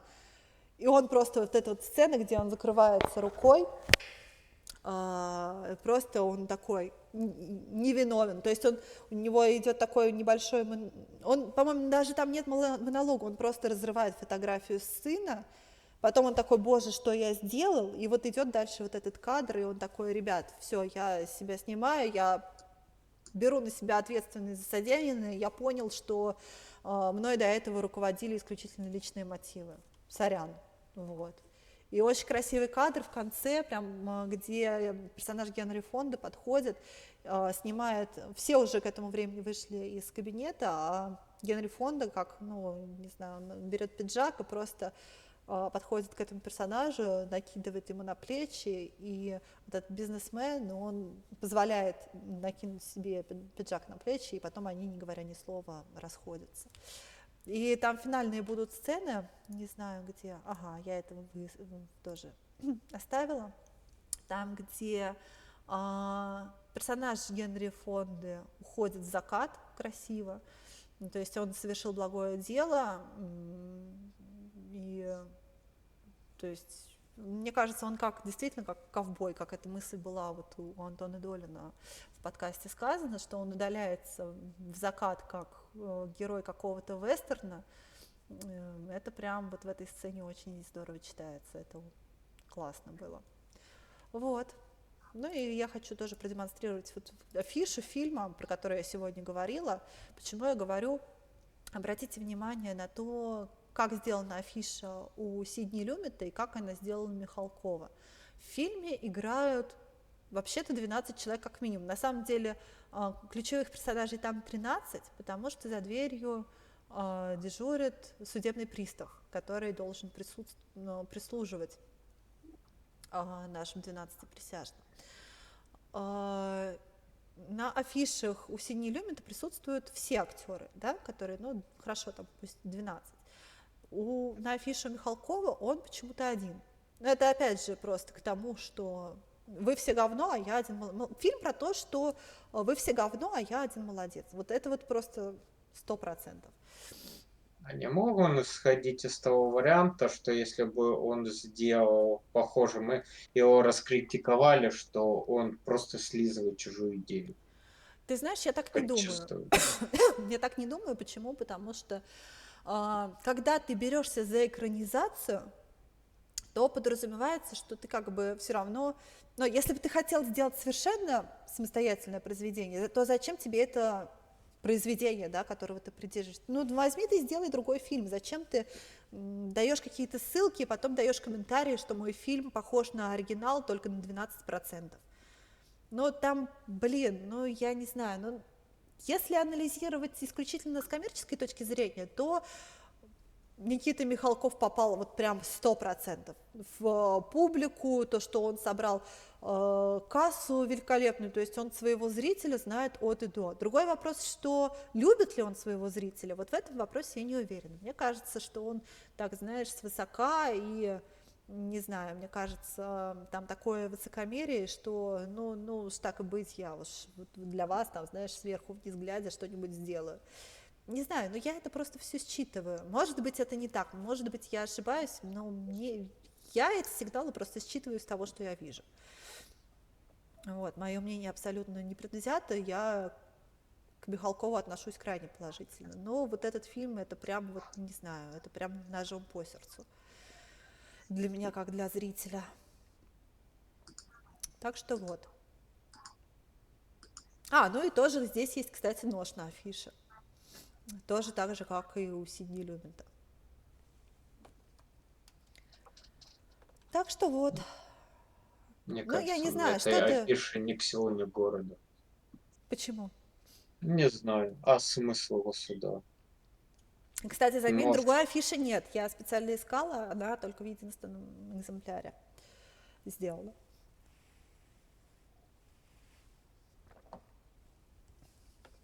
Так, сейчас я еще немножко пролистаю, подумаю, все ли я сказала, о чем я хотела сказать. Просто на самом деле я себе выписывала прямо очень много информации.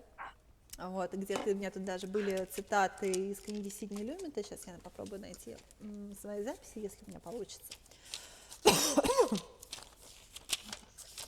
Скажи, возникло ли у тебя желание после нашей сегодняшней беседы посмотреть оригинал? да нет, не особо.